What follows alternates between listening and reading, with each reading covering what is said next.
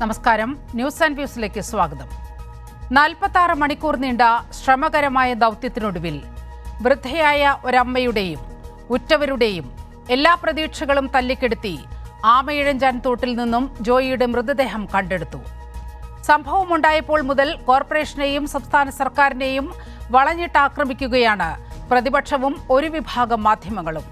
പക്ഷേ യഥാർത്ഥത്തിൽ പഴി കേൾക്കേണ്ടത് ആരാണ്? വസ്തുതകൾ ശ്രദ്ധാപൂർവം വീക്ഷിച്ച ഹൈക്കോടതി ഡിവിഷൻ ബെഞ്ച് ഈ സംഭവത്തിൽ വിമർശിക്കുന്നത് റെയിൽവേയാണ്. റെയിൽവേ ഭൂമിയിലെ മാലിന്യം നീക്കേണ്ട ഉത്തരവാദിത്തം റെയിൽവേക്ക് തന്നെയാണെന്ന് ഹൈക്കോടതി അഭിപ്രായപ്പെട്ടിരിക്കുന്നു. ജോയി എന്ന പാവം മനുഷ്യന്റെ മരണത്തിന്റെ ഉത്തരവാദിത്തത്തിൽ നിന്ന് റെയിൽവേക്ക് ഒഴിയാനാകുമോ? ന്യൂസ് ആൻഡ് വ്യൂസ് ഈ വിഷയം പരിശോധിക്കുമ്പോൾ ഈ ചർച്ചയിൽ അതിഥികളായി പങ്കെടുക്കുന്നത് CPIM പ്രതിനിധി അംശു വാമദേവൻ, CPIM കൗൺസിലർ കൂടിയാണ്. BJP പ്രതിനിധി നിശാന്ത് സുഗുണൻ, റിട്ടയേർഡ് ഫയർഫോഴ്സ് ഉദ്യോഗസ്ഥൻ KS പ്രതാപ് കുമാർ. എല്ലാവർക്കും ചർച്ചയിലേക്ക് സ്വാഗതം. ആദ്യം BJPയുടെ പ്രതിനിധി നിശാന്ത് സുഗുണനിലേക്കാണ്. ശ്രീ നിശാന്ത് സുഗുണൻ, BJP അടക്കം കോൺഗ്രസ് അടക്കം ഈ സംഭവം ഉണ്ടായപ്പോൾ മുതൽ ഇവിടുത്തെ കോർപ്പറേഷനെയും അതുപോലെ സർക്കാരിനെയും വളഞ്ഞിട്ട് ആക്രമിക്കുന്ന ഒരു ശൈലി തുടർന്നു വരികയാണ്. കഴിഞ്ഞ 46 മണിക്കൂർ നേരത്തെ നിതാന്ത പരിശ്രമം, പക്ഷേ അത് അദ്ദേഹത്തിൻ്റെ മൃതദേഹമാണ് നമുക്ക് കണ്ടെത്താൻ കഴിയുന്നത്. ദൗർഭാഗ്യവശാൽ ജോയി എന്ന പാവ മനുഷ്യൻ ഇന്ന് ഈ ലോകത്തില്ല. പക്ഷേ ഈ പ്രശ്നത്തിൽ യഥാർത്ഥത്തിൽ ഇതിൻ്റെ ഉത്തരവാദി ആരാണ് എന്നത് ആരും ചർച്ച ചെയ്യുന്നില്ല. അല്ലെങ്കിൽ ഇത് അറിഞ്ഞുകൊണ്ട് തന്നെ ആ സത്യം മൂടി വെച്ചുകൊണ്ട് സർക്കാരിനെതിരെയും CPM-നെതിരെയും എല്ലാം വലിയ വിമർശനങ്ങൾ ഉയർത്താനാണ് ശ്രമിക്കുന്നത്. യഥാർത്ഥത്തിൽ നോക്കൂ, ഈ സംഭവം നടന്നത് റെയിൽവേയുടെ സ്ഥലത്താണ്. സംഭവത്തിൽ ഉൾപ്പെട്ടത് റെയിൽവേ കരാറ് കൊടുത്ത കരാറുകാരൻ്റെ ജീവനക്കാരനാണ്. ഈ റെയിൽവേ ഈ സംഭവം നടന്നപ്പോൾ ആ വഴി തിരിഞ്ഞു നോക്കുക പോലും ചെയ്തില്ല. ഈ സംഭവം പുറത്തു വന്നയുടൻ ആദ്യം അവിടെ ഓടിയെത്തുന്നത് തിരുവനന്തപുരം മേയറും കോർപ്പറേഷൻ്റെ സംവിധാനങ്ങളും മന്ത്രി V ശിവൻകുട്ടി ഉൾപ്പെടെയുള്ള ആളുകളുമാണ്. എന്തിനാണ് ഇത്തരത്തിൽ കോർപ്പറേഷനെയും സർക്കാരിനെയും പഴിചാരുന്നൊരു സമീപനം ഇതിൽ ഉണ്ടായത്? യാഥാർത്ഥ്യം എന്താണ് യഥാർത്ഥത്തിൽ നടന്നത്? നോക്കൂ, നമ്മൾ ഈ വിഷയവുമായി ബന്ധപ്പെട്ട് ചർച്ച ചെയ്യുന്ന സമയത്ത് നമുക്ക് അറിയാം, കഴിഞ്ഞ ഒരു 40-40 മണിക്കൂർ ആളായിട്ട് ഈ വിഷയം പൊതുമാധ്യമ രംഗത്ത് വളരെ സജീവമായി ചർച്ച ചെയ്തുകൊണ്ടിരിക്കുകയാണ്. വളരെ ലൈവായിട്ട് തന്നെ ടെലികാസ്റ്റ് പല മാധ്യമങ്ങളും നൽകിക്കൊണ്ടിരിക്കുകയാണ്. ഇവിടെ നമ്മളിപ്പോൾ ഞാൻ റെയിൽവേയുടെ വക്കാലത്ത് പിടിക്കാൻ വന്ന വ്യക്തിയൊന്നുമല്ല. പക്ഷേ നമ്മൾ മനസ്സിലാക്കേണ്ടത് ഒരു കാര്യം, നമ്മൾ റെയിൽവേ കുറ്റം പറയുമ്പോൾ ഒരു നഗരത്തെ സംബന്ധിച്ചിടത്തോളം ആ നഗരത്തിലെ അടിസ്ഥാന സൗകര്യങ്ങളുടെ വികസനം അല്ലെങ്കിൽ അടിസ്ഥാന സൗകര്യങ്ങൾ ഏർപ്പെടുത്തേണ്ട കടമ ഒരു നഗരത്തിന് നേതൃത്വം കൊടുക്കുന്ന നഗരസഭയ്ക്കാണ്. ആ നഗരസഭ കഴിഞ്ഞ കുറച്ച് നാളുകളായി അല്ലെങ്കിൽ ഒരു 10-30-40 വർഷക്കാലമായി തുടർച്ചയായി ഭരണത്തിന് നേതൃത്വം കൊടുക്കുന്നത് ഒരു ഇടതുപക്ഷ ജനാധിപത്യ മുന്നണി എന്ന് പറയുന്ന ആ മുന്നണിയും അതിന് നേതൃത്വം കൊടുക്കുന്ന CPM എന്ന് പറയുന്ന രാഷ്ട്രീയ പാർട്ടിയുമാണ്. അപ്പോൾ ആ കഴിഞ്ഞ 10-40 കൊല്ലക്കാലമായി ഈ നിരന്തരമായിട്ടുള്ള ഈ മാലിന്യ പ്രശ്നം ഈ തിരുവനന്തപുരം നഗരസഭയെയും അതുപോലെ തന്നെ നഗരത്തെയും വളരെ ദുഷ്കരമായി ബാധിച്ചിരിക്കുന്ന ഒരു വലിയൊരു വിഷയമാണ്. നിരവധി തവണ BJPയുടെ കൗൺസിലർമാരുൾപ്പെടെ നഗരസഭയിൽ പ്രത്യേക കൗൺസിൽ ഒരു 7-8 തവണ എനിക്ക് തോന്നുന്നു ഈ വിഷയം മാത്രം മുൻനിർത്തിക്കൊണ്ട് കൗൺസിൽ യോഗം വരെ നടത്താൻ വേണ്ടിയിട്ട് പ്രത്യേക കൗൺസിൽ വിളിച്ചു കൂട്ടുകയുണ്ടായി. ആ കൗൺസിൽ യോഗത്തിൽ ഉൾപ്പെടെ നടത്തിയിട്ടുള്ള സംഭവ വികാസങ്ങളെക്കുറിച്ച് നമുക്കറിയാം. അന്ന് മാധ്യമ രംഗത്ത് പ്രവർത്തിച്ചിരുന്നവർക്കും എല്ലാവർക്കും അറിയാവുന്നതാണ്. അന്ന് ഈ വിഷയങ്ങളെയൊക്കെ വെച്ചുകൊണ്ട് നഗരസഭയിൽ ഈ യോഗം വിളിക്കുകയും ആ യോഗത്തിൻ്റെ അടിസ്ഥാനത്തിൽ എന്തെങ്കിലും തീരുമാനമെടുക്കാൻ വേണ്ടിയിട്ട് ഈ നഗരസഭയ്ക്ക് സാധിച്ചിട്ടുണ്ടോ? എന്തെങ്കിലും നടപടികൾ ഇതിനു വേണ്ടി ഇതിൽ പ്രസക്തമായൊരു വിഷയം, ഈ ചർച്ചയ്ക്ക് നമുക്ക് നമ്മൾ മുന്നോട്ട് വെച്ചിരിക്കുന്ന സബ്ജക്ട് എന്ന് പറയുന്നത് റെയിൽവേക്ക് ഇക്കാര്യത്തിൽ ഒഴിയാനാകുമോ എന്നുള്ളതാണ്. നഗരസഭയുടെ വിഷയം പലതവണ നമ്മൾ ചർച്ച ചെയ്തതാണ്, അതിലേക്ക് വരാം. പക്ഷേ നമ്മൾ ഉന്നയിക്കുന്ന ഫോക്കസ് പോയിന്റ് റെയിൽവേക്ക് ഈ പ്രശ്നത്തിൽ നിന്നും ഒഴിഞ്ഞു മാറാൻ കഴിയുമോ? ചില കാര്യങ്ങൾ ഞാൻ ചൂണ്ടിക്കാട്ടുകയുണ്ടായി. ഈ സംഭവം നടന്നത് എവിടെയാണെന്ന് പറഞ്ഞു. ഏത് സാഹചര്യത്തിലാണ് ജോയി എന്ന ഹതഭാഗ്യന് ഈ മാലിന്യം നിറഞ്ഞ ടണലിലേക്ക് ഒരു ആയുധം പോലുമില്ലാതെ, ഒരു ഗ്ലൗസോ കാലുറയോ ഒന്നുമില്ലാതെ ഇറങ്ങേണ്ടി വരുന്ന ഒരു സാഹചര്യത്തെക്കുറിച്ചെല്ലാം ഞാൻ ചൂണ്ടിക്കാട്ടി. ഞാൻ അതിലേക്കാണ് ഫോക്കസ് ചെയ്യുന്നത്. അല്ല, ഞാൻ അതാണ് പറഞ്ഞു വരുന്നത്. ഞാൻ ആ വിഷയത്തിലേക്കാണ് വരുന്നത്. അപ്പോൾ കഴിഞ്ഞ കുറച്ച് നാളുകളായിട്ട് ഈ വിഷയം ഈ നമ്മുടെ തിരുവനന്തപുരം നഗരസഭയുമായി ബന്ധപ്പെട്ട് മാലിന്യ വിഷയവുമായി ബന്ധപ്പെട്ട് ഞാൻ ആ കൗൺസിൽ യോഗം ഉൾപ്പെടെയുള്ള കാര്യങ്ങൾ ചൂണ്ടിക്കാണിക്കാനുള്ള കാരണം അതാണ്. വിഷയങ്ങൾ ഉന്നയിച്ചു കൊണ്ടിരിക്കുകയാണ്. അപ്പം നഗരസഭയിലെ ഈ റെയിൽവേയുടെ ഭാഗത്ത് മാത്രമാണ് ഈ മാലിന്യങ്ങൾ കുന്നുകൂടുകയും അല്ലെങ്കിൽ മറ്റ് പ്രദേശങ്ങളിൽ മാലിന്യം ഇല്ലാതിരിക്കുകയും ചെയ്ത സമയത്താണ് ഈ സംഭവം നടന്നതെങ്കിൽ നിങ്ങൾ ഈ പറഞ്ഞ കാര്യത്തെ പ്രസക്തിയുണ്ട്. പക്ഷെ അങ്ങനെയല്ല. ഈ തോടിന്റെ 170 മീറ്റർ മാത്രമാണ് റെയിൽവേയുടെ ഭൂമി എന്ന് പറയപ്പെടുന്നത്. 117 മീറ്റർ. ആ 117 മീറ്ററിന് അകത്ത് മാത്രമല്ല മാലിന്യം അതിന് ഈ 117 മീറ്ററിന്റെ ഇടതുവശത്തും വലതുവശത്തും ഉള്ള ഭാഗങ്ങൾ നമ്മൾ പോയി പരിശോധിച്ച് നോക്കണം. നിങ്ങൾക്ക് മാധ്യമ റിപ്പോർട്ടർമാരുണ്ടല്ലോ, അവരെ വിട്ടത് പരിശോധിച്ച് നോക്കണം. അവിടെ കുന്നുകൂടി കിടക്കുന്ന മാലിന്യം, ആ മാലിന്യം എവിടെ നിന്നാണ് വരുന്നത്? ഈ റെയിൽവേക്കകത്തേക്ക് ഈ മാലിന്യം എങ്ങനെയാണ് എത്തുന്നത്? ഈ വിഷയങ്ങളും കൂടെ നമ്മൾ ചർച്ച ചെയ്യണം. റെയിൽവേയുടെ കോമ്പൗണ്ടിനകത്ത് മാലിന്യം എങ്ങനെയാണ് എത്തുന്നത്? ആ മാലിന്യം ഈ നഗരത്തിന്റെ പല ഭാഗങ്ങളിൽ തമ്പാനൂർ മുതൽ നമ്മുടെ ഏകദേശം ബേക്കറി പറയുമ്പോൾ തന്നെ അവിടെ ഞാൻ മനസ്സിലാക്കുന്നത് 117 മീറ്റർ ആണ് ഈ റെയിൽവേയുടെ പരിധിയിൽ വരുന്നത് എന്നാണ് മനസ്സിലാക്കുന്നത്. പക്ഷേ നോക്കൂ, ഈ ഏറ്റവും വലിയ അപകടം കേരളത്തിൽ, ഒരുപക്ഷേ കേരളം ഇത്ര വലിയ മേൽ ആശങ്കപ്പെട്ട ഒരു ദാരുണ സംഭവം നമുക്ക് മുന്നിലില്ല. ഈ രക്ഷാപ്രവർത്തകർക്കൊന്നും കടന്നു ചെല്ലാനാകാത്ത വിധത്തിൽ ഇത്രയും ദാരുണമായ ഒരു സംഭവം നടന്നത് റെയിൽവേയുടെ ടണലിനകത്താണ്. അവിടെയാണ് പ്രശ്നം. അവിടെ ഞാൻ മനസ്സിലാക്കുന്നത് ഈ ആമയിഴഞ്ചാൻ തോട്ടിൽ നിന്നും റെയിൽവേയുടെ ഭൂമിയിലേക്ക് വരുന്ന സ്ഥലത്ത് പ്ലാസ്റ്റിക് ഫിഷർ വെച്ചിട്ടുണ്ട്, ഗ്രില്ല് വെച്ചിട്ടുണ്ട്. ഈ ഉയരുന്ന ചോദ്യം എന്ന് പറയുന്നത്, റെയിൽവേക്ക് മാലിന്യങ്ങളില്ലേ? ഈ മാലിന്യത്തിന്റെ സംസ്കരണം എവിടെയാണ് നടക്കുന്നത്? ഈ റെയിൽവേയിൽ നിന്ന് ഉൽപ്പാദിപ്പിക്കപ്പെടുന്ന ഖരമാലിന്യം അത് എങ്ങോട്ടാണ് പോകുന്നത്? ഇത്തരം ചോദ്യങ്ങൾക്ക് കൂടി അവിടെയാണ് എന്റെ ചോദ്യം. അത് പരിശോധിക്കേണ്ടത് ആരാണ്? ഈ റെയിൽവേ കൃത്യമായി ഈ മാലിന്യ സംസ്കരണം നടത്തുന്നുണ്ടോ എന്ന് പരിശോധിക്കേണ്ട ചുമതല ആർക്കാണ്? ഈ നഗരസഭയ്ക്കാണ്. എന്തുകൊണ്ട് ഈ നഗരസഭ ചെയ്തില്ല? ഇപ്പോൾ കത്തെഴുതിയ ഒരു MP ഒരു കാര്യം ചോദിച്ചുകൊള്ളട്ടെ. മേയർ പ്രശാന്ത് മേയറായിരുന്ന സമയത്ത് അവിടെ അത്തരത്തിലൊരു പരിശോധനയ്ക്കായി ചെന്നു. അവിടെ അവരുടെ ഡ്യൂട്ടി തടസ്സപ്പെടുത്തി എന്ന് പറഞ്ഞുകൊണ്ട് അന്നത്തെ മേയർക്കെതിരെ കേസെടുത്തു. ഉദ്യോഗസ്ഥർക്കെതിരെ നിയമ നടപടികൾ എടുത്തു. അവിടെ കടന്നു ചെല്ലാൻ കോർപ്പറേഷന് ഒരു അധികാരവുമില്ല എന്ന് വളരെ കൃത്യമായി താങ്കൾ ഉൾപ്പെടെയുള്ളവർക്കൊക്കെ അറിയാം. കോർപ്പറേഷന് കടന്നു ചെല്ലാൻ അനുവാദം ഇല്ലെന്ന് ആരാ പറഞ്ഞത്? അതിന് നിയമപരമായിട്ട് പല അങ്ങനെയല്ലല്ലോ കടന്നു ചെല്ലാൻ. മാലിന്യ പ്രശ്നവുമായി ബന്ധപ്പെട്ടാണ് മേയർ പ്രശാന്ത് ഉൾപ്പെടെയുള്ള ഉദ്യോഗസ്ഥർ ഉൾപ്പെടെ ഈ റെയിൽവേ ഭൂമിയിലേക്ക്, റെയിൽവേ കോമ്പൗണ്ടിലേക്ക് കടന്നു ചെല്ലുന്നത്. നീലിമ, ഒന്നുകിൽ എനിക്ക് സംസാരിക്കാനുള്ള അവസരം തരണം. നീലിമ ഇല്ലെങ്കിൽ നീലിമ സംസാരിക്കണം. ഞാൻ പറയുന്നത് ഈ ഇതിന് നടപടി എടുക്കേണ്ടത് കോർപ്പറേഷനുകളാണ്. ഈ ഒരു നഗരസഭയ്ക്കകത്ത് മാത്രമല്ലല്ലോ ഈ റെയിൽവേ ഉള്ളത്. മറ്റു ഒരുപാട് നഗരസഭയ്ക്കകത്ത് റെയിൽവേ ഉണ്ട്. അവിടെ ഇതുപോലെ കനാലുകൾ കടന്നു പോകുന്ന സ്ഥലങ്ങളുണ്ട്. അവിടെയൊന്നും ഇല്ലാത്ത പ്രശ്നം എന്തുകൊണ്ടാണ് തിരുവനന്തപുരം നഗരസഭയിൽ മാത്രം ഉണ്ടാകുന്നത്? അതാണ് താങ്കളുടെ സംശയം. ഞാൻ അങ്ങയിലേക്ക് വരാം. അങ്ങ് ഒരുപാട് സംശയങ്ങൾ ഈ ഘട്ടത്തിൽ ഉയർത്തിവിട്ടിരിക്കുകയാണ്. അതിന് മറുപടി അംശു വാമദേവനിൽ നിന്നും പ്രതീക്ഷിക്കുകയാണ്. യഥാർത്ഥത്തിൽ നമ്മുടെ ഫോക്കസ് എന്ന് പറയുന്നത് റെയിൽവേക്ക് ഈ പ്രശ്നത്തിൽ നിന്നും ഒഴിഞ്ഞു മാറാനാകുമോ എന്നതാണ്. കാരണം ഈ റെയിൽവേ ഏതെങ്കിലും വിധത്തിൽ ഒരു ക്രമക്കേട് ഇക്കാര്യത്തിൽ ഉണ്ടായോ എന്നുള്ള ഒരു പരിശോധനയും ഇവിടെ നടക്കുന്നില്ല. ആകെ കോർപ്പറേഷനെ മാത്രം പ്രതിക്കൂട്ടിൽ നിർത്തുന്ന ഒരു സമീപനം കഴിഞ്ഞ ഈ 2-3 ദിവസമായി നടന്നുകൊണ്ടിരിക്കുകയാണ്. ആ ഘട്ടത്തിലാണ് താങ്കളോട് ചോദിക്കുന്നത്, ഇങ്ങനെ കോർപ്പറേഷൻ പഴി കേൾക്കേണ്ടതുണ്ടോ ഈ വിഷയത്തിൽ?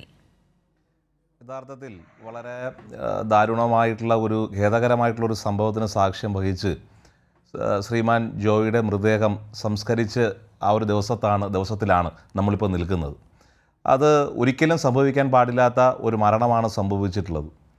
ആ മരണത്തിന് ആ മരണത്തോടുള്ള അഗാധമായ ദുഃഖം രേഖപ്പെടുത്തുമ്പോഴും ഏറ്റവും കൂടുതൽ വേദനിപ്പിക്കുന്നത് ആ മരണത്തെ രാഷ്ട്രീയമായി ഉപയോഗിക്കാൻ ചില ആളുകൾ, തൽപര കക്ഷികൾ ശ്രമിക്കുന്നു എന്നുള്ളതാണ്. ഇവിടെ പ്രധാനമായും ഉയർത്തിവിടുന്നത് നഗരസഭ ഇതിൻ്റെ മുഴുവൻ ഉത്തരവാദിത്തം ഏറ്റെടുക്കണമെന്നുള്ളതാണ്. യഥാർത്ഥ നഗരത്തിൻ്റെ മാലിന്യ സംസ്കരണത്തിൽ നഗരസഭയ്ക്ക് ഉത്തരവാദിത്തമുണ്ട്. ആ ഉത്തരവാദിത്ത ബോധത്തോടു കൂടി തന്നെ പ്രവർത്തിക്കുന്ന നഗരസഭയുമാണ്.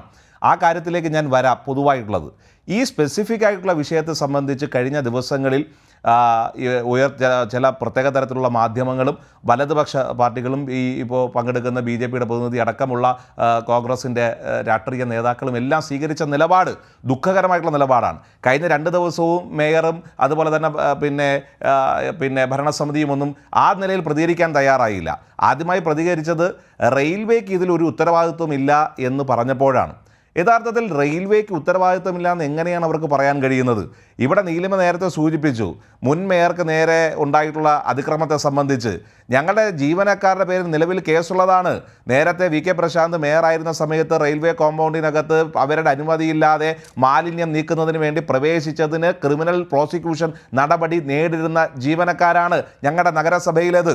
പക്ഷേ അത് നിയമപരമായിട്ടാണ് അവർ കേസെടുത്തത്, നിയമപരമായിട്ടാണ്. കാരണം റെയിൽവേ ആക്ട് പ്രകാരം റെയിൽവേയുടെ കോമ്പൗണ്ടിനകത്ത് റെയിൽവേയുടെ അധീനതയിലുള്ള സ്ഥലത്തേക്ക് മാലിന്യ സംസ്കരണത്തിന് വേണ്ടിയിട്ടെന്നുള്ളതല്ല, ഒരു കാര്യത്തിനും അവരുടെ പെർമിഷൻ ഇല്ലാതെ കടക്കാൻ പാടില്ല എന്നുള്ളതാണ് റെയിൽവേ ആക്ടിലെ നിയമം.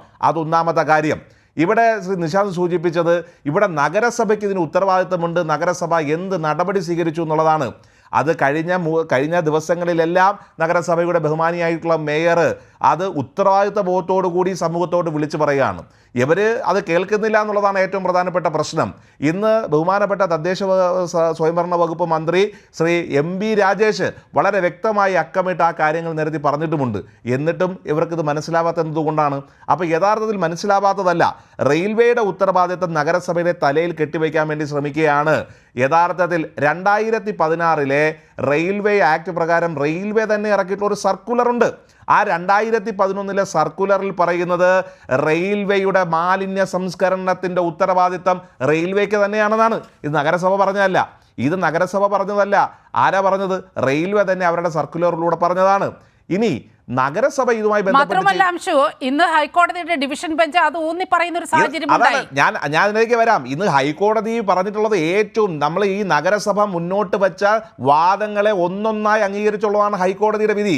ഹൈക്കോടതി സ്വമേധയാ കേസെടുത്തപ്പോൾ ഇവിടുത്തെ മാധ്യമങ്ങൾ കൊടുത്തത് നഗരസഭയെ ഇപ്പം ചെവിക്ക് പിടിക്കാൻ പോകുന്നതാണ് അതുവരെ വാർത്ത കൊടുത്തത്. അതിൻ്റെ കോടതിയുടെ കമൻറ്റ് പുറത്തു വരുന്നത് വരെ കോടതി ഇപ്പോൾ തീരുമാനിച്ചിട്ടുള്ളത് റെയിൽവേയുടെ ഉത്തരവാദിത്തമാണ് റെയിൽവേയുടെ സ്ഥലത്തുള്ള മാലിന്യം നീക്കേണ്ടതെന്ന് അസന്നിഗ്ധമായി കോടതി ഇത് പറഞ്ഞിരിക്കുകയാണ്. അമിക്കസ് ക്യൂറിയ ഈ സ്ഥലങ്ങൾ സന്ദർശിക്കുന്നതിന് വേണ്ടിയിട്ട് 3 അമിക്കസ് ക്യൂറിയകളെ തീരുമാനിച്ചിട്ടുണ്ട്.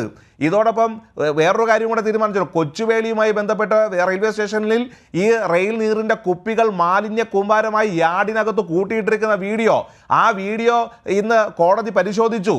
നഗരസഭയുടെ സെക്രട്ടറി നിയമപരമായി അത് മാറ്റുന്നതിന് വേണ്ടിയിട്ട് ലെറ്റർ കൊടുത്തു. ഒരു നടപടിയും സ്വീകരിച്ചില്ല. ആ സ്വീകരിക്കാത്തത് എന്താണ്? അടിയന്തരമായി അതിനകത്ത് മറുപടി പറയാൻ വേണ്ടി ഇന്ന് കോടതി പറഞ്ഞിരിക്കുക. തീർന്നില്ലല്ലോ. മാലിന്യം നഗരസഭയുടെ ഉത്തരവാദിത്തത്തിലുള്ള മാലിന്യത്തെ സംബന്ധിച്ച് ആ നിലയിലുള്ള റിപ്പോർട്ട് കൊടുക്കാൻ ഇന്ന് കോടതി പറഞ്ഞിട്ടുണ്ട്. അത് നഗരസഭ ചെയ്യും.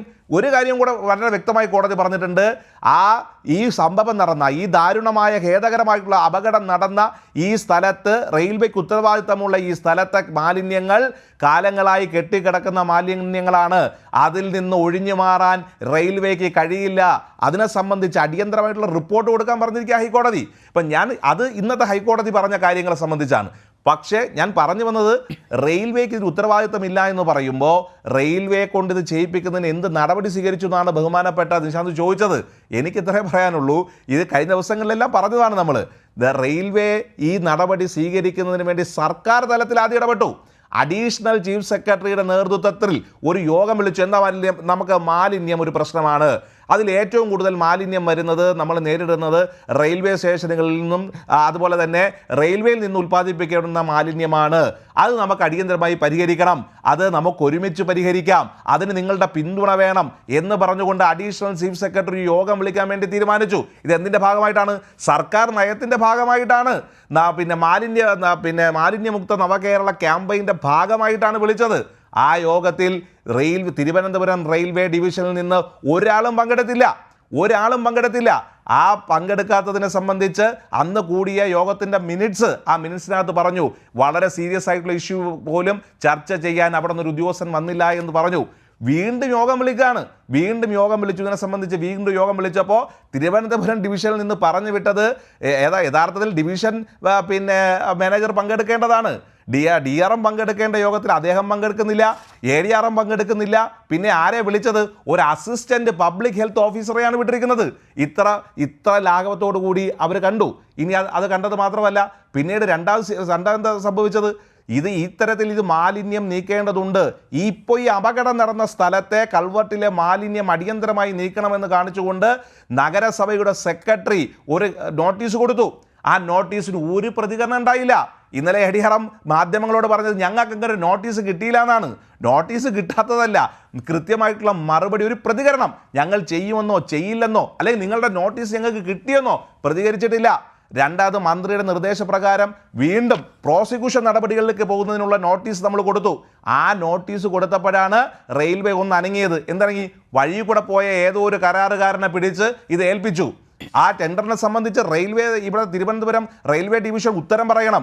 ആ കരാറുകാരനെ എങ്ങനെയാണ് നിങ്ങൾ നിയമിച്ചത്? അദ്ദേഹത്തിന് മുൻപരിചയമുള്ള ആളാണോ? ആ ടെൻഡർ നടപടികൾ വേറെ ആരെങ്കിലും പങ്കെടുത്തിട്ടുണ്ടോ? ഇക്കാര്യത്തിൽ പാലിച്ചിട്ടുണ്ടോ എന്നതടക്കം അതാണ് മുൻകരുതൽ. അദ്ദേഹത്തിന് നേരത്തെ നീലിമ സൂചിപ്പിച്ചതുപോലെ ഒരു കയ്യുറയെങ്കിലും ഒരു കാലുറയെങ്കിലും കൊടുക്കാൻ കഴിയാതെയാണ് റെയിൽവേ പോയത്. അങ്ങനെ യഥാർത്ഥത്തിൽ ഒരു ഇൻസ്റ്റിറ്റ്യൂഷണൽ മർഡർ അത് റെയിൽവേ നടത്തിയെന്ന് ഖേദപൂർവ്വം ഞങ്ങൾക്ക് പറയേണ്ടി വരികയാണ്. മാലിന്യത്തിന്റെ ഉത്തരവാദിത്തം, നഗരത്തിലെ മാലിന്യത്തിന്റെ ഉത്തരവാദിത്തം, സംസ്കരിക്കേണ്ട ഉത്തരവാദിത്തവും ഒക്കെ നമുക്ക് കൂട്ടായിട്ട് എടുക്കാം. നഗരസഭയുടെ ഉത്തരവാദിത്തത്തിൽ നിന്ന് ഞങ്ങൾ ഒഴിഞ്ഞു മാറാനും തയ്യാറല്ല. പക്ഷേ ഈ ദാരുണമായ സംഭവത്തെ രാഷ്ട്രീയവൽക്കരിക്കാൻ ശ്രമിക്കുന്നത്, അത് റെയിൽവേയുടെ ഉത്തരവാദിത്തത്തിൽ നിന്ന് അവരെ മാറ്റി നിർത്താൻ വേണ്ടി, രാഷ്ട്രീയ ലാഭത്തിന് വേണ്ടി നമ്മുടെ രാഷ്ട്രീയ കക്ഷികൾ ശ്രമിക്കുന്നത് നമുക്ക് ദൂരവ്യാപകമായിട്ടുള്ള പ്രത്യാഘാതം ഉണ്ടാക്കുന്നുള്ള കാര്യത്തിൽ യാതൊരു സംശയമില്ല. അതാണ് നിലവിലുള്ള പിക്ചർ എന്ന് പറയുന്നത്. ഫയർഫോഴ്സ് മുൻ ഉദ്യോഗസ്ഥൻ KS പ്രതാപ് കുമാർ കൂടി നമ്മോടൊപ്പം ചേരുകയാണ്. ശ്രീ പ്രതാപ് സാർ, താങ്കൾ ഫയർഫോഴ്സിൽ നിന്നും റിട്ടയർ ചെയ്ത ഒരു ഉദ്യോഗസ്ഥനാണ്. ഇന്നലെ ഈ കഴിഞ്ഞ ദിവസങ്ങളിൽ നമ്മുടെ ഫയർഫോഴ്സിൻ്റെ സ്കൂബ ഡൈവേഴ്സ് ഈ ചെളി നിറഞ്ഞ, മാലിന്യം നിറഞ്ഞ, നമ്മൾ അടുത്ത് ചെല്ലാൻ പോലും അറയ്ക്കുന്ന രീതിയിലുള്ള ആ ജലാശയത്തിലേക്ക് ഇറങ്ങിക്കൊണ്ട് അതിസാഹസികമായി അവരുടെ ജീവൻ പോലും ബലി കൊടുക്കുന്ന വിധത്തിൽ, അത്തരത്തിൽ അവരുടെ ജീവനെ പോലും തൃണവൽഗണിച്ചുകൊണ്ട് അവരിറങ്ങിയ മഹത്തായ സേവനമെല്ലാം നമ്മുടെ മുന്നിലുള്ളതാണ്. നോക്കൂ, ഈ മാനുവൽ സ്കാവെഞ്ചിങ് എന്ന് പറയുന്നത് നിരോധിക്കപ്പെട്ട രാജ്യമാണ് ഇന്ത്യ. സുപ്രീം കോടതി വിധിയുണ്ട്. ഇത്തരത്തിൽ മലമൂത്ര വിസർജ്യങ്ങൾ കലർന്ന ഒരു ജലാശയത്തിലേക്ക് ഒരു പരിരക്ഷയുമില്ലാതെ ഇത്തരത്തിൽ 3 മനുഷ്യരെ റെയിൽവേ ഇറക്കി വിടുകയായിരുന്നു എന്നാണ് മനസ്സിലാക്കുന്നത്. അതും ആ ടണലിലേക്കാണ് ഇറക്കി വിടുന്നത്. ഏതോ ഒരു കരാറുകാരന് ടെൻഡർ കൊടുക്കുന്നു. ആ ടെൻഡറുകാരൻ നിയോഗിച്ച ഒരു തൊഴിലാളി, കോർപ്പറേഷന് യഥാർത്ഥത്തിൽ ഈ തൊഴിലാളിയെ ഈ ടണലിലേക്ക് ഇറക്കിയതിൽ പ്രാഥമികമായ ഒരു ഉത്തരവാദിത്വവുമില്ല. പക്ഷേ ഇങ്ങനെയാണോ ഫയർഫോഴ്സിൻ്റെ, അങ്ങ് ദീർഘകാലം ഫയർഫോഴ്സിൽ ഉണ്ടായിരുന്നതാണ്, ഇങ്ങനെ ഒരു കയ്യുറ പോലും നൽകാതെ, ഒരു ബൂട്ട് പോലും നൽകാതെ, ഒരു സുരക്ഷാ സംവിധാനങ്ങളുമില്ലാതെ ഇങ്ങനെ ഒരു മാലിന്യത്തിൻ്റെ ഓട, ഒരു തുരങ്കം വൃത്തിയാക്കാൻ ഇങ്ങനെ ആളുകളെ വിടുന്നത് ശരിയായ രീതിയാണോ ഈ പരിഷ്കൃത സമൂഹത്തിൽ? ഞാൻ പറയുന്നത് കേൾക്കുന്നുണ്ടോ? കേൾക്കുന്നുണ്ട്, താങ്കൾക്ക് പറയാം. ആരെങ്കിലും കേൾക്കാവോ? ഞാൻ പറയുന്നത് കേൾക്കാവോ? ഞാൻ അങ്ങയിലേക്ക് തിരികെ എത്താം. നമ്മുടെ PCR ടീം അക്കാര്യം പരിശോധിക്കുമെന്ന് വിശ്വസിക്കുന്നു. നിശാന്ത്, ഇപ്പോൾ അംശു മഹാദേവൻ ചില യാഥാർത്ഥ്യങ്ങൾ നമ്മുടെ മുന്നിൽ വരച്ചു കാട്ടുകയുണ്ടായി. എന്താണ് ഇങ്ങനെ ഒരു കരാറ്, ഏതെങ്കിലും വിധത്തിലുള്ളൊരു ടെൻഡർ നൽകിയിട്ടാണോ ഇത്തരത്തിലൊരു കരാർ കൊടുത്തത്?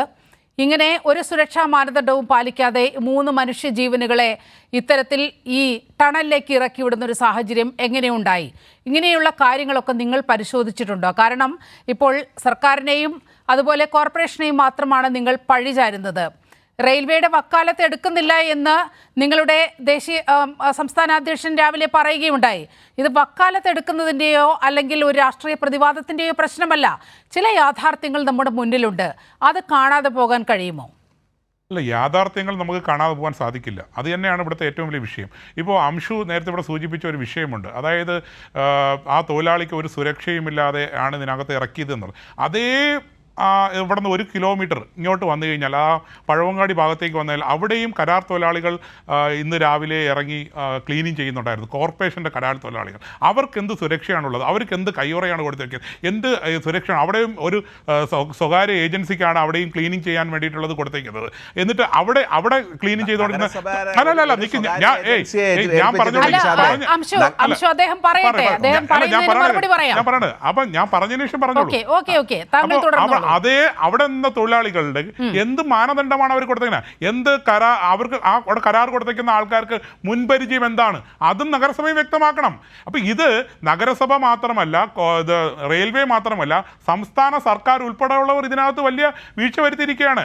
ഇത് എന്താ പറയുക, മൈനർ ഇറിഗേഷൻ്റെ ഭാഗമായി വരുന്ന ഈ തോടാണ്. എന്ത് നടപടികൾ സ്വീകരിച്ചിട്ടുണ്ട്? ഇവിടുത്തെ മഴ പെയ്യുമെന്ന് അറിയാമായിരുന്നു, നേരത്തെ മഴ ഉണ്ടാകുമെന്ന് അറിയാമായിരുന്നു. അതിന് മുൻകരുതലായിട്ട് എന്തെങ്കിലും പദ്ധതികൾ രൂപീകരിച്ചിട്ടുണ്ട്? ഇതിനു വേണ്ടിയിട്ടൊരു യോഗം വിളിച്ചു കൂട്ടിയത് അറിയാം, നഗരസഭയിൽ ഉദ്യോഗസ്ഥന്മാരുടെ യോഗത്തിൽ. ആ ഉദ്യോഗസ്ഥന്മാരുടെ യോഗത്തിൽ ഈ മൈനർ ഇറിഗേഷൻ്റെയും ഒക്കെ ഉദ്യോഗസ്ഥന്മാർ വന്ന് പറഞ്ഞത് ഞങ്ങൾക്ക് ഫണ്ട് അനുവദിക്കുന്നില്ല, ഫണ്ട് അനുവദിക്കാത്തത് കൊണ്ട് നമുക്ക് ഈ കാര്യങ്ങൾ ചെയ്യാൻ വേണ്ടി സാധിക്കുന്നില്ല എന്നാണ് ആ ഉദ്യോഗസ്ഥന്മാർ പോലും ആ യോഗത്തിൽ പറഞ്ഞത്. അവന് സംസ്ഥാന സർക്കാരിനും ഇതിന് ഒഴിഞ്ഞു മാറാൻ പറ്റാത്ത ഒരു സാഹചര്യമാണ് നിൽക്കുന്നത്.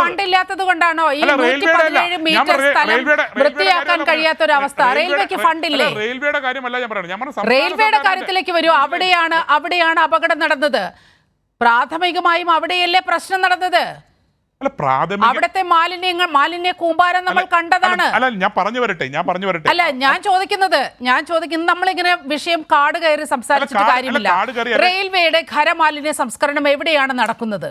റെയിൽവേക്ക് അതിന് പ്രത്യേകം കോൺട്രാക്ട് കൊടുത്തിട്ടുണ്ടെന്നാണ് എന്നിട്ടാണോ കൊച്ചുവേളി റെയിൽവേ സ്റ്റേഷനിൽ ഇന്ന് ഹൈക്കോടതി വിശദമായി ആ വീഡിയോ പരിശോധിച്ചു? അല്ല, കൊച്ചുവേളിയിലല്ലോ വിഷയം നടന്നത്. കൊച്ചുവേളി പോലെ തന്നെ സമാനമായിരിക്കുമല്ലോ ഇവിടെ തമ്പാനൂരിലെ അവസ്ഥയിലേക്ക് വരൂ. ഇവിടെ തമ്പാനൂർ എവിടെയെങ്കിലും ഡംപ് ചെയ്തിട്ടുണ്ടോ? അവരെവിടെയെങ്കിലും കൂട്ടിയിട്ടിട്ടുണ്ടോ? അല്ലെങ്കിൽ മറ്റെന്തെങ്കിലും കാര്യങ്ങൾ ചെയ്തിട്ടുണ്ടോ? അതില്ലല്ലോ. ഹൈക്കോടതിയുടെ കമന്റ് ഉണ്ടെന്ന് ഞാൻ പറയാം. ഇന്ന് നിശാന്ത് ഹൈക്കോടതിയുടെ കമന്റ് നിങ്ങൾ നോക്കിയാൽ മതി. ഇന്ന് ഹൈക്കോടതി പറഞ്ഞിരിക്കുന്ന പ്രധാനപ്പെട്ട കാര്യം അതാണ്. തിരുവനന്തപുരത്ത് ഈ അപകടം നടന്ന സ്ഥലത്തെ മാലിന്യം അത് റെയിൽവേയുടെ ഉത്തരവാദിത്വം മാത്രമല്ല, അവിടെ കൂടിക്കിടക്കുന്ന മാലിന്യം റെയിൽവേയിൽ നിന്ന് തള്ളുന്നതാണ് എന്ന് പ്രൈമ ഫേസി തോന്നുന്നുണ്ടെന്നാണ് കമന്റ് ചെയ്തിരിക്കുന്നത്. അത് അതിന് റിപ്പോർട്ട് കൊടുക്കാനാണ് പറഞ്ഞിരിക്കുന്നത്. അവിടെ ഡംപ് ചെയ്തിട്ട് അവിടുത്തെ വേസ്റ്റ് മാനേജ്മെന്റ് അവർക്ക് അവിടെ നിന്ന് വരുന്ന സോളിഡ് വേസ്റ്റ് നിശാന്ത് ഒറ്റ മിനിറ്റ് തർക്കിക്കാം. ഞാൻ പറയുന്നത് ഇതിപ്പോ ഞാനും നിശാന്തും തമ്മിലുള്ള തർക്കമല്ല. യഥാർത്ഥത്തിൽ റെയിൽവേ ഈ ഉത്തരവാദിത്തം ഏറ്റെടുക്കണമെന്ന് മുന്നിൽ നിന്ന് പറയാൻ ഏറ്റവും അധികം ആദ്യം പറയേണ്ടത് പ്രിയപ്പെട്ട നിശാന്താണ്. കാരണം നമ്മളൊരു സഹോദരൻ അകപ്പെട്ടു പോയ ഒരു അപകടത്തിന് അവർ ഉത്തരവാദിയായി നിൽക്കുകയാണ്. അവിടെ നമ്മൾ റെയിൽവേയെ കൊണ്ട് ഇത് ചെയ്യിപ്പിക്കാൻ അവരുടെ ഉത്തരവാദിത്ത ബോധം മനസ്സിലാക്കിക്കാൻ നിശാന്ത് കൂടെ എന്റെ കൂടെ നിൽക്കണമെന്നാണ് പറയുന്നത്. ഇന്ന് ഹൈക്കോടതി പറഞ്ഞത് ഇത്രയേ ഉള്ളൂ. അവിടെ റെയിൽവേ ഉൽപ്പാദിപ്പിക്കുന്ന മാലിന്യങ്ങൾ നിങ്ങൾ എങ്ങോട്ട് കൊണ്ടുപോകുന്നു? നിങ്ങളുടെ സോളിഡ് വേസ്റ്റ് മാനേജ്മെന്റിന് എന്തിനാണ് സംവിധാനം? നിങ്ങൾ കോൺട്രാക്ട്, നിശാന്ത് പറയുന്നു കോൺട്രാക്ട് കൊടുക്കുന്നുണ്ടെന്ന്. ആർക്ക് കോൺട്രാക്ട് കൊടുക്കുന്നു? അത് എങ്ങനെയാണ് ശേഖരിക്കുന്നത്? നിങ്ങളുടെ ഖരമാലിന്യം എങ്ങനെ കോടതി ചോദിച്ചതാ. അത് ശേഖരിച്ചാൽ എങ്ങനെയാണ് റെയിൽവേ സ്റ്റേഷനിൽ നിന്ന് അത് പുറത്തേക്ക് കൊണ്ടുപോകുന്നത്? നിങ്ങളുടെ ലിക്വിഡ് വേസ്റ്റ് എന്തായാലും റെയിൽവേയിലുണ്ടല്ലോ. നേരത്തെ അത് ആ ലിക്വിഡ് വേസ്റ്റ് മുഴുവൻ റെയിൽവേ പ്ലാറ്റ്ഫോമിലൂടെ പോയിക്കൊണ്ടിരിക്കുമായിരുന്നു. പിന്നീട് അതിനെ നിയമത്തിൽ മാറ്റം കൊണ്ടുവന്നാണ് ഒരു വേസ്റ്റ് ആക്കി അത് മാറ്റിയത്. ആ ലിക്വിഡ് വേസ്റ്റ് എങ്ങോട്ട് കൊണ്ടുപോകുന്നു? ഏത് വഴി കൊണ്ടുപോകുന്നു? അതിന് എവിടെ ഒരു സ്വീവേജ് ട്രീറ്റ്മെന്റ് പ്ലാന്റ് ഏതെങ്കിലും ഒരു റെയിൽവേ സ്റ്റേഷനകത്തോ ഏതെങ്കിലും ഒരു റെയിൽവേ ഡിവിഷനകത്തോ ഇവർ സ്ഥാപിച്ചിട്ടുണ്ടോ? ഇതൊക്കെ ഹൈക്കോടതി ചോദിച്ചതാണ്. ഞങ്ങൾ CPM നേതാക്കൾ ചോദിച്ചതല്ല. ഇന്ന് ഹൈക്കോടതി റിപ്പോർട്ട് കൊടുക്കാൻ പറഞ്ഞിരിക്കുക ഇവരോട്. അമിക്കസ് ക്യൂറി ഇവിടെ വരുമ്പോൾ നിങ്ങൾ സീവേജ് ട്രീറ്റ്മെന്റ് പ്ലാന്റ് റെയിൽവേ കാണിച്ചു കൊടുക്കണമെന്നാണ് പറഞ്ഞിരിക്കുന്നത്. അമിക്കസ് ക്യൂറി വരുമ്പോൾ കാണിച്ചു കൊടുക്കണം, അത്രേ ഉള്ളൂ. ഇനി നഗരസഭ ചെയ്തിട്ടുള്ള പ്രവർത്തനങ്ങളെ സംബന്ധിച്ച് അമിക്കസ് ക്യൂറിക്ക് റിപ്പോർട്ട് കൊടുക്കണമെന്ന് പറഞ്ഞിട്ടുണ്ട്. എവിടെയൊക്കെയാണ് ഞങ്ങളുടെ ട്രീറ്റ്മെന്റ് പ്ലാന്റ് ഉള്ളത്, എങ്ങനെയാണ് മാലിന്യം സംസ്കരിക്കുന്നത്, 100 വാർഡിലും എങ്ങനെയാണ് ഹരിതകർമ്മസേന പ്രവർത്തിക്കുന്നത്, ഞങ്ങൾ അമിക്കസ് ക്യൂറിയുടെ മുമ്പിൽ കൊടുക്കാൻ തയ്യാറാ, ഞങ്ങൾക്ക് കൊടുക്കാൻ തയ്യാറാ. അപ്പോൾ അത് വസ്തുതകളായി നിന്ന് കാണണം. പിന്നെ ഒരു കാര്യം കൂടെ നിശാന്ത് പറഞ്ഞതും കൂടെ ഞാൻ സൂചിപ്പിക്കട്ടെ. BJP-ക്കാർ സ്പെഷ്യൽ കൗൺസിൽ വിളിച്ചെന്നാണ്. ബഹുമാനപ്പെട്ട നിശാന്ത്, നിങ്ങളെ സുഹൃത്തുക്കളായിട്ടുള്ള BJP കൗൺസിലർമാരോട് നിങ്ങൾ രഹസ്യമായെങ്കിലും ചോദിക്കണം. നിങ്ങൾ ഈ ചർച്ചയെ സമ്മതിക്കണ്ട, നിങ്ങൾ ചോദിക്കണം. ഈ മഴക്കെടുതിയുമായി ബന്ധപ്പെട്ട് മഴക്കാല പൂർവ്വ ശുചീകരണം നടത്തുന്നതിന് വേണ്ടി ഒരു വാർഡിന് 2 ലക്ഷം രൂപ വീതം അനുവദിക്കുന്നതിന് വേണ്ടി ആ ആലോചനാ യോഗം കൂടിയപ്പോൾ ആ ആലോചന യോഗത്തെ ബഹളത്തിൽ മുക്കി, അക്രമത്തിൽ മുക്കി ഇറങ്ങിപ്പോയവരാണ് BJP-യുടെ 34 കൗൺസിലർമാർ. 34 പേരും ഇറങ്ങിപ്പോയി. എന്ത് പറഞ്ഞു? ആ ഇറങ്ങിപ്പോയ അലങ്കോലപ്പെടുത്തിയ ആളുകളുടെ വാർഡിലേക്കും 1 ലക്ഷം മുതൽ 2 ലക്ഷം രൂപ വരെ ഇതിന്റെ മഴക്കാല പൂർവ്വ ശുചീകരണത്തിന് വേണ്ടി കൊടുത്തിട്ടുണ്ട്. നിങ്ങൾ അന്വേഷിച്ച് നോക്ക്. ഇനി ഇതിന് ശേഷം BJP സ്പെഷ്യൽ കൗൺസിൽ വിളിച്ചു. അവർ തന്നെ സ്പെഷ്യൽ കൗൺസിലിന് നോട്ടീസ് കൊടുക്കും. എന്നിട്ട് ചർച്ച ചെയ്യാൻ തയ്യാറായി മേയറും ഭരണസമിതി അവിടെ എത്തുമ്പോൾ ആ ചർച്ചയെ അലങ്കോലപ്പെടുത്തും. ഞാൻ വെല്ലുവിളിച്ച് ചോദിക്കുകയാണ്, നിങ്ങളുടെ ജില്ലാ അധ്യക്ഷനുണ്ടല്ലോ, കൗൺസിലറാണല്ലോ, പൂജപ്പുരയിലെ കൗൺസിലർ, ഇതുവരെ ആ കൗൺസിലിനകത്ത് കമാന്നൊരു അക്ഷരം മിണ്ടാത്ത ആളാണ്. ഈ നഗരത്തിലെ 10 ലക്ഷത്തിലധികം വരുന്ന ജനങ്ങളുടെ വിഷയങ്ങൾ ഉത്തരവാദിത്വത്തോടുകൂടി അവതരിപ്പിക്കാൻ കഴിയുന്ന, അതിന് ഉത്തരവാദിത്തമുള്ള ഒരു BJP-യുടെ ജില്ലാ അധ്യക്ഷൻ കമാന്നൊരക്ഷരം ഈ കൗൺസിലിൽ പറഞ്ഞിട്ടില്ല. കഴിഞ്ഞ ദിവസം ഇതേ മഴക്കെടുതിയെ സംബന്ധിച്ച്, മഴക്കാല പൂർവ്വ ശുചീകരണത്തെ സംബന്ധിച്ച് ചർച്ച ചെയ്യാൻ വേണ്ടി കൂടിയ സ്പെഷ്യൽ കൗൺസിലിനകത്ത് ബഹളമുണ്ടാക്കാൻ വേണ്ടി BJP കൗൺസിലർമാരെ തള്ളിയിട്ടിട്ട് പിന്നെ ഹോണറേറിയം കിട്ടാൻ വേണ്ടി അറ്റൻഡൻസ് രജിസ്റ്ററിൽ ഒപ്പിട്ടിട്ട് അപ്പം തന്നെ മുങ്ങി ജില്ലാ അധ്യക്ഷൻ. ഇതൊക്കെ നിങ്ങൾ ചോദിക്കണം. അപ്പോൾ കൗൺസിൽ കൂടി ഈ പ്രവർത്തനങ്ങൾക്ക് വീഴ്ച ഉണ്ടാക്കുന്നതിന് വേണ്ടി നഗരസഭയിൽ ഇനി ഇതുപോലെ മാലിന്യത്തിൽപ്പെട്ട ആളുകൾ മരിച്ചാലും കുഴപ്പമില്ല, ഇവിടെ മാലിന്യ സംസ്കരണം താളം തെറ്റണം. അത് നഗരസഭയ്ക്ക് എതിരായിട്ടുള്ളൊരു വിധിയെഴുത്തുണ്ടാകാൻ വേണ്ടിയിട്ടുള്ള സഹായമാകുമെങ്കിൽ അതിന് ഞങ്ങൾ ഒപ്പം നിൽക്കുമെന്നാണ് ഈ 34 കൗൺസിലർമാർ പറയുന്നത്. 35 പേരുണ്ടായിരുന്നു. നിങ്ങളുടെ കയ്യിൽ വർഷങ്ങളായിട്ടുണ്ടായിരുന്ന വാർഡ് ഈ കഴിഞ്ഞ ഉപതെരഞ്ഞെടുപ്പിൽ എങ്ങനെയാണ് ഈ ഭരണസമിതിയുടെ LDF-നോടൊപ്പം നിന്നതെന്ന് നിങ്ങൾക്ക് അറിയാമോ? നിങ്ങൾ ഈ കാണിക്കുന്ന ഈ നഗരഭരണത്തെ ഇല്ലാതാക്കാൻ നഗരവാസികളോട് ചെയ്യുന്ന വെല്ലുവിളിയാണ്. 40 കൊല്ലം നിങ്ങളുടെ കയ്യിലിരുന്ന ആ സീറ്റ് പോയി 34 പേരായ നിങ്ങൾ ചോദിച്ചു നോക്ക്. കഴിഞ്ഞല്ലോ.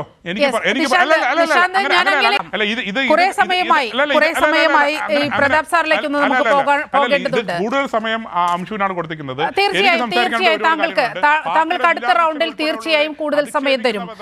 പ്രതാപ് സാറിലേക്ക് പോവുകയാണ്. പ്രതാപ് സാർ, അങ്ങ് ഒട്ടേറെ കാലം ഈ ഫയർഫോഴ്സിന്റെ ഭാഗമായി പ്രവർത്തിച്ച ആളാണ്. ഇങ്ങനെ ഞാൻ നേരത്തെ സൂചിപ്പിച്ചതുപോലെ തന്നെയാണ്, ഒരു മാനുവൽ സ്കാവഞ്ചിങ് ഒക്കെ നിരോധിക്കപ്പെട്ട ഒരു രാജ്യമാണ്. ഇത്തരത്തിൽ സുപ്രീം കോടതി വിധികളുണ്ട്. ഈ റെയിൽവേ ചെയ്തത് ശരിയാണോ? ഇത്തരത്തിൽ 3 മനുഷ്യരെ ഒരു ടണലിലേക്ക്, അഴുക്ക് നിറഞ്ഞ ടൺ കണക്കിന് മാലിന്യം അടിയിൽ കിടക്കുന്ന ഒരു ടണലിലേക്ക് ഇറക്കി വിടുകയാണ്, ഒരു സുരക്ഷാ സംവിധാനം പോലുമില്ലാതെ. ഈ റെയിൽവേയുടെ ഈ നീക്കം അപലപിക്കപ്പെടേണ്ടതല്ലേ? ഞാൻ ആദ്യമേ നിലിമ കേൾക്കുന്നുണ്ടെന്ന് വിശ്വസിക്കുന്നു. 2 കൗൺസിലർമാരും വളരെ ആരോഗ്യപരമായിട്ടാണ് ഈ ചർച്ചയിൽ പങ്കെടുക്കുന്നതായിട്ട് ഞാൻ നോക്കിക്കാണുന്നത്. കാരണം എന്റെ രാഷ്ട്രീയം അവിടെ നിൽക്കട്ടെ. ഈ വിഷയത്തിൽ അറിഞ്ഞ സമയം മുതൽ ഇടപെട്ട എല്ലാ മിഷണറികളും സ്റ്റേറ്റ് ഗവൺമെന്റിന്റെ ഭാഗത്തു നിന്നായാലും കോർപ്പറേഷന്റെ ഭാഗത്തു നിന്നായാലും ക്രിയാത്മകമായി പ്രതികരിച്ചു എന്നുള്ളത് ഒരു പരമാർത്ഥമാണ്. ഇത് ഞാൻ രാഷ്ട്രീയ പാർട്ടി എന്ന നിലയിലോ സർക്കാരിനെയോ കോർപ്പറേഷനെയോ പ്രൊട്ടക്ട് ചെയ്യാൻ വേണ്ടിയോ താങ്ങാനോ പറയുന്ന ഒന്നല്ല. കാരണം നാളിതുവരെ സമാനതകളില്ലാത്ത ഒരു ആത്മാർത്ഥത ജോയിയെ റിക്കവർ ചെയ്യുന്നതിൽ ഗവൺമെന്റിന്റെയും കോർപ്പറേഷന്റെയും ഭാഗത്തുനിന്ന് സാധ്യമായതെല്ലാം. കാരണം എത്രയോ അപകടങ്ങൾ, 2500-ലധികം അപകടങ്ങൾ ഫേസ് ചെയ്തിട്ടാണ് ഞാൻ റിക്കവർ ചെയ്യുന്നത്.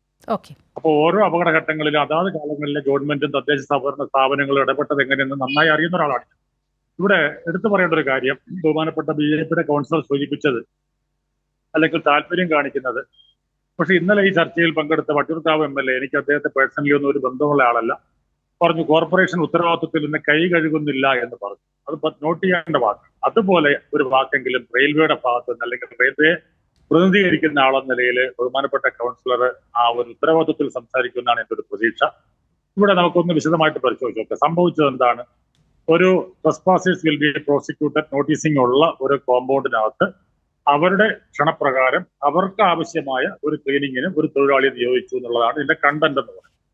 അപ്പോൾ അവിടെ പാലിച്ചിരിക്കേണ്ട ഒരുപാട് കാര്യങ്ങളിൽ ഉണ്ടായ വീഴ്ചകളെയാണ് നമ്മൾ എക്സ്റ്റെൻഡ് ചെയ്ത് പല ഭാഗത്തേക്കും കൊണ്ടുപോയിക്കൊണ്ടേയിരിക്കുന്നത്. അത് മേലിലും ഇത്തരം ദുരന്തം ആവർത്തിക്കാൻ സഹായിക്കുമെന്നുള്ള ഒരു ആശങ്ക ഞാൻ ആദ്യമേ രേഖപ്പെടുത്തിക്കൊള്ളുന്നു. രണ്ടാമത്, ചുരുക്കത്തിൽ ലളിതമായി പറയാം, നമ്മുടെ പറമ്പിൽ ഒരു തേങ്ങയിടാൻ വേണ്ടി ഒരാളെ വിളിച്ചാൽ വളരെ മലയാളത്തിൽ പെട്ടെന്ന് മനസ്സിലാവുന്ന രീതിയിൽ അയാൾ നിർഭാഗ്യവശാൽ മുകളിൽ നിന്ന് താഴെ വീണാൽ, അല്ലെങ്കിൽ കയറാൻ പാടില്ലാത്ത തെങ്ങിലേക്കാണ് നമ്മൾ കയറ്റിയതെങ്കിൽ നമ്മുടെ പറമ്പിൽ വീണ് കിടന്നാൽ അതിന്റെ ഉത്തരവാദിത്വം തൊട്ടടുത്ത വീടിനാണോ മറ്റാർക്കെങ്കിലും ആണോ നമ്മൾ പറയുമോ? ഞാൻ ഒരു രാഷ്ട്രീയ ഭാഷയിലും സംസാരിക്കുകയല്ല കേട്ടോ. ഇതൊരു പ്രഥമ ദൃഷ്ടിയ നമ്മുടെ പറമ്പ് കളയ്ക്കാൻ വിളിച്ച ആളിനെ അവിടെ പാമ്പ് കടിയേറ്റ് വീണാൽ നമ്മൾ അടുത്ത വീട്ടിലെ അല്ലെങ്കിൽ മറ്റു പറമ്പുകാരുടെ ആവശ്യമാണ്, അവരെ വഴി കൂടെയാണ് നടന്നു വന്നതെന്ന് നമ്മൾ പറയുമോ? ഇല്ലല്ലോ. അപ്പൊ റെയിൽവേയുടെ ഓൺ പ്രോപ്പർട്ടിയിൽ അവിടുത്തെ മെയിൻ്റനൻസ് ക്ലീനിങ് ജോലിക്ക് വന്ന ഒരാൾക്ക്, അവർ ക്ഷണിച്ചതിന് പ്രകാരം വന്ന ഒരാൾക്ക് വേണ്ട പ്രൊട്ടക്ഷൻ അല്ലെങ്കിൽ ഒരു വാണിംഗ് എങ്കിലും കൊടുക്കാൻ റെയിൽവേ തയ്യാറായില്ലെന്നത് എത്രയെങ്കിലും ദുരന്തങ്ങൾ റെയിൽവേയുമായി ബന്ധപ്പെട്ട് ഇടപെട്ട് ചെയ്തിട്ടുള്ള ഒരു ഉദ്യോഗസ്ഥൻ എന്ന നിലയിലാണ് ഞാനത് സീരിയസ് ആയി പറയുന്നത്. ഒരിക്കലും കോർപ്പറേഷനെ പ്രൊട്ടക്ട് ചെയ്യാനോ വട്ടിയൂർക്കാവ് MLA ന്യായീകരിക്കാനോ വാമദേവം മെമ്പറെ കൗൺസിലറെ ന്യായീകരിക്കാനോ ഇഷ്ടപ്പെടുന്നാൽ ചെയ്യുന്ന ഒരാളല്ല ഞാൻ, എന്തിന്റെ പേരിലായ വസ്തുത പറയുന്നു മാത്രം. ഇവിടെ വേറൊന്ന് കൂട്ടിച്ചേർത്താൽ, ഇപ്പൊ ഇത്തരത്തിൽ ഒരു ഇൻസിഡന്റ് ഉണ്ടായാൽ അതിന്റെ കസ്റ്റോഡിയൻ ആരാണോ അവർ മുൻപിൽ വരണം. മറ്റെല്ലാവരും സഹായിക്കും, പോലീസ്, ഫയർഫോഴ്സ്, മറ്റു ജനപ്രതിനിധികളും മറ്റു രാഷ്ട്രീയ പാർട്ടികളും പൊതുജനങ്ങളും എല്ലാവരും സഹായിക്കും. പക്ഷെ അതിന്റെ ഓണർഷിപ്പ് ആരുടെ പേരില്ല? ഇന്ത്യൻ റെയിൽവേയുടെ കയ്യിൽ. ഇന്ത്യൻ റെയിൽവേയുടെ പ്രോപ്പർട്ടിയിൽ ഉണ്ടായ ഒരു ദുരന്തത്തിൽ റെയിൽവേയുടെ ഉദ്യോഗസ്ഥന്മാർ, റെയിൽവേ മന്ത്രാലയമോ റെയിൽവേ നിയന്ത്രിക്കുന്ന പാർട്ടിയുടെ രാഷ്ട്രീയമോ ഒക്കെ അവിടെ നിൽക്കട്ടെ, ഈ റെയിൽവേ ഉദ്യോഗസ്ഥന്മാരുടെ പ്രതികരണം ഉണ്ടായിരുന്നു. ജസ്റ്റ് ഒന്ന് ചർച്ച ചെയ്യേണ്ടതല്ലേ? നമ്മുടെ കോമ്പൗണ്ടിൽ സംഭവിച്ച ഒരു ദുരന്തത്തിൽ ഞങ്ങൾക്ക് ഇങ്ങനെയൊക്കെ ചെയ്യാം. ഞാൻ ആ സ്പോട്ടിൽ പോയ ആളല്ല കേട്ടോ, എന്റെ ഒരു വിലയിരുത്തൽ മാത്രമാണ്. ഇത് പൂർണ്ണമായി ശരിയാകണമെന്നില്ല. ഈ റെസ്ക്യൂ ടീമിന് വേണ്ടിയിട്ടോ അല്ലെങ്കിൽ ആ ഡ്രൈവേഴ്സ് ജീവൻ പണയം വെച്ച് ജോലി ചെയ്ത 18 പേർക്ക് വേണ്ടിയിട്ടോ റെയിൽവേയുടെ ഭാഗത്ത് എന്തൊക്കെ ചെയ്തെന്ന് ഒന്ന് പറയാമോ? ഒരു വാക്കെങ്കിലും പറയാൻ കിട്ടുന്നുണ്ടോ? ഇത് ആദ്യത്തെ സംഭവം അല്ലല്ലോ. എത്രയെങ്കിലും ഇഷ്യൂസ് റെയിൽവേയുമായി ബന്ധപ്പെട്ടുണ്ടാകുമ്പോഴൊക്കെ റെയിൽവേ ഇന്ത്യൻ സിറ്റിസൺഷിപ്പിലോ മലയാളിയോ അല്ലെങ്കിൽ നമ്മൾ കാണുന്ന സാധാരണക്കാരോ അല്ലാത്ത രീതിയിലാണ് അവർ പ്രതികരിക്കാറുള്ളത്, ഇടപെടാറുള്ളത്. അത് എന്തിന്റെ പേരിലായാലും അവരുടെ രാഷ്ട്രീയമൊക്കെ അവിടെ നിൽക്കട്ടെ. അല്ലെങ്കിൽ നിയന്ത്രിക്കുന്ന ഏത് രാഷ്ട്രീയ പാർട്ടിയും നാടിന്റെ നന്മയ്ക്കെതിരെ നിൽക്കില്ലല്ലോ, ഏത് രാഷ്ട്രീയമായിക്കോട്ടെ. അപ്പോ അവിടെ ആ സംഭവിച്ച വീഴ്ചയെ മറച്ചു വെക്കാനായി നമ്മൾ എങ്ങനെ ന്യായീകരിച്ചാലും അത് ബൽക്കാൻ തെച്ചത് പാണ്ടായിക്കൊണ്ടേയിരിക്കുകയുള്ളൂ. യെസ്, ഒരു തരത്തിലുള്ള ഇടപെടലും റെയിൽവേയുടെ ഭാഗത്തു നിന്നുണ്ടായില്ല എന്നാണ് ശ്രീ പ്രതാപ് കുമാർ പറഞ്ഞു വെക്കുന്നത്. ശ്രീ നിശാന്ത്, ഒരുപാട് ആരോപണങ്ങൾ, അതുപോലെ നഗരസഭ ചെയ്തിട്ടുള്ള കാര്യങ്ങളെല്ലാം അംശു വാമദേവൻ താങ്കളുടെ മുന്നിൽ വരച്ചു കാട്ടുകയുണ്ടായി. ഇപ്പോൾ ഏറ്റവും ഒടുവിൽ പ്രതാപ് സാർ പറഞ്ഞിടത്ത് നമുക്ക് തുടങ്ങാം. ഈ സംഭവം നടക്കുമ്പോൾ റെയിൽവേ അധികാരികളിൽ നിന്ന് ഒരു പ്രതികരണം ഉണ്ടാകാൻ എത്രയോ സമയമെടുത്തു. ഏതാണ്ട് ഇന്നലെ വൈകിട്ടോടെയാണ് ഏതാണ്ട് റെയിൽവേയുടെയൊക്കെ ഒരു പ്രതികരണം പോലും വരുന്നത്. അല്ല, ഞാൻ അതിലേക്ക് വരാം. അതിനു മുമ്പേ ഒന്ന് രണ്ട് കാര്യങ്ങൾ സൂചിപ്പിക്കാതിരിക്കാൻ പറ്റാത്തതുകൊണ്ടാണ്. കാരണം നേരത്തെ ഇവിടെ പറഞ്ഞു, സ്പെഷ്യൽ കൗൺസിൽ വിളിച്ചു കഴിഞ്ഞാൽ ഇവിടെ ഇവർ ചർച്ച ചെയ്യാൻ വേണ്ടി പോലും തയ്യാറാകാത്തത് ഇടതുപക്ഷ ജനാധിപത്യ മുന്നണിയാണ്. ഇവിടുത്തെ ഭരണത്തിന് നേതൃത്വം കൊടുക്കുന്നതാണ്. മേയർ ഉൾപ്പെടെയുള്ളവരാണ്. മേയർ ഒരു നോട്ടീസ് എടുക്കും, വായിക്കും, അവർ കൗൺസിൽ തീർന്നു എന്ന് പറഞ്ഞിട്ട് പിരിച്ചു പോകുന്ന ഒരു പരിപാടിയാണ്, സ്ഥിരം നടത്തുന്ന പരിപാടി. അപ്പോൾ ഈ പരിപാടിക്കെതിരെ ഒരു വിഷയം ചർച്ച ചെയ്യാനോ എന്തെങ്കിലും വിഷയം ഏറ്റെടുത്ത് അതിന് ചർച്ച നടത്താനോ തയ്യാറാവാത്ത ഒരു നഗരസഭാ ഭരണമാണ് ഇവിടെ നേതൃത്വം കൊടുക്കുന്നത്. പിന്നെ കൗൺസിലിൽ വന്നിട്ട് ആരൊക്കെ സംസാരിക്കണമെന്ന്, BJPയുടെ ഏതൊക്കെ കൗൺസിലർമാർ സംസാരിക്കണമെന്ന്, ആരൊക്കെ എന്തൊക്കെ വിഷയം ഉന്നയിക്കണമെന്ന് തീരുമാനിക്കുന്നത് CPMന്റെ നേതൃത്വമല്ല. അതിന് BJPക്ക് വ്യക്തമായ നയ സമീപനങ്ങളും നിലപാടുകളുമുണ്ട്. അപ്പോൾ അവർക്കറിയാം ആരൊക്കെയാണ് സംസാരിക്കേണ്ടത്, ആരൊക്കെ ഏതൊക്കെ വിഷയങ്ങളാണ് ഉന്നയിക്കേണ്ടത് എന്ന് കൃത്യമായി അറിയാം. BJP അത് തയ്യാറായി തന്നെയാണ് വരുന്നത്. ആ സംസാരിക്കാൻ തയ്യാറായി വരുന്നവരെ സംസാരിക്കാൻ തയ്യാറാവാതെ ഇപ്പുറത്ത് നിന്ന് കൂക്ക് വിളിച്ചുകൊണ്ട് അവരെ സംസാരിക്കുന്ന മൈക്ക് ഓഫ് ചെയ്തുകൊണ്ട് നിരവധി തവണ അവിടെ നമ്മുടെ നിരവധിയായിട്ടുള്ള കൗൺസിലർമാർ, പല കൗൺസിലർമാരും സംസാരിക്കുമ്പോൾ മേയർ ഉൾപ്പെടെയുള്ളവർ മൈക്ക് ഓഫ് ചെയ്ത് വെച്ചുകൊണ്ട് അവരെ സംസാരിക്കാൻ അനുവദിക്കാത്ത ഒരു സിറ്റുവേഷനാണ് നഗരസഭയ്ക്കകത്തുള്ളത്. അങ്ങനെ നിരവധിയായിട്ടുള്ള ഘട്ടങ്ങളിൽ എന്നിട്ട് കൗൺസിൽ പിരിച്ചുവിട്ടിട്ട് ഇറങ്ങിപ്പോകുന്ന ഒരു നയമാണ് മേയർ നടത്തുന്നത്. എന്നിട്ട് ആൾക്കാരെ മുമ്പ് വന്നിട്ട് ഈ പൊടിയിടുന്ന പരിപാടിയൊക്കെ അങ്ങ് അവസാനിപ്പിച്ചിരിക്കണം. പിന്നെ ജില്ലാധ്യക്ഷൻ സംസാരിക്കണോ മറ്റുള്ളവർ സംസാരിക്കണോ എന്ന് BJP ആണ് തീരുമാനിക്കുന്നത്. അത് CPMന്റെ കൗൺസിലറോ അല്ലെങ്കിൽ മേയറോ അല്ല തീരുമാനിക്കേണ്ടത്. പിന്നെ ഞാനിവിടെ നേരത്തെ ഇവിടെ പ്രതാപൻ സാറ് ചൂണ്ടിക്കാണിച്ച ഒരു വിഷയവുമായി ബന്ധപ്പെട്ടിട്ടാണ്. റെയിൽവേ എന്ത് ചെയ്തു എന്നുള്ളതാണ്. ഇപ്പോൾ റെയിൽവേയുടെ ഞാൻ റെയിൽവേയെ ന്യായീകരിക്കാനോ വക്കാലത്ത് പിടിക്കാനോ ഒന്നുമല്ല. റെയിൽവേക്കും പങ്കുണ്ട്. റെയിൽവേ ഇതിന് ഉത്തരം പറയുക തന്നെ വേണം. റെയിൽവേ അത് ചെയ്തില്ലെങ്കിൽ അത് നടപ്പിലാക്കേണ്ടി വേണം. ഞാൻ ഉന്നയിക്കുന്ന വിഷയം ഇത്രയേ ഉള്ളൂ. ഈ റെയിൽവേ നടപ്പിലാക്കില്ല എന്ന് പറയുമ്പോൾ ആ റെയിൽവേ കൊണ്ട് ഇത് ചെയ്യിപ്പിക്കേണ്ടത് ഇവിടുത്തെ സംസ്ഥാന ഭരണകൂടമല്ലേ? ആ സംസ്ഥാന ഭരണകൂടത്തോടൊപ്പം തന്നെ ഇവിടുത്തെ കോർപ്പറേഷനല്ലേ? ഇത് ചെയ്യാതെ ഒരു അപകടം ഉണ്ടായപ്പോൾ ആ അപകടം റെയിൽവേയുടെ തലയിൽ കെട്ടിവെച്ചുകൊണ്ട് തടി ഊരാൻ ശ്രമിക്കുന്ന നഗരസഭയാണ് ഞാൻ കുറ്റപ്പെടുത്തുന്നത്, അല്ലാതെ നഗരസഭയല്ല. പിന്നെ ഈ വിഷയവുമായി ബന്ധപ്പെട്ട് സാർ പറഞ്ഞു, സാർ അവിടെ പോയിട്ടുണ്ടോ എന്ന് എനിക്കറിയില്ല.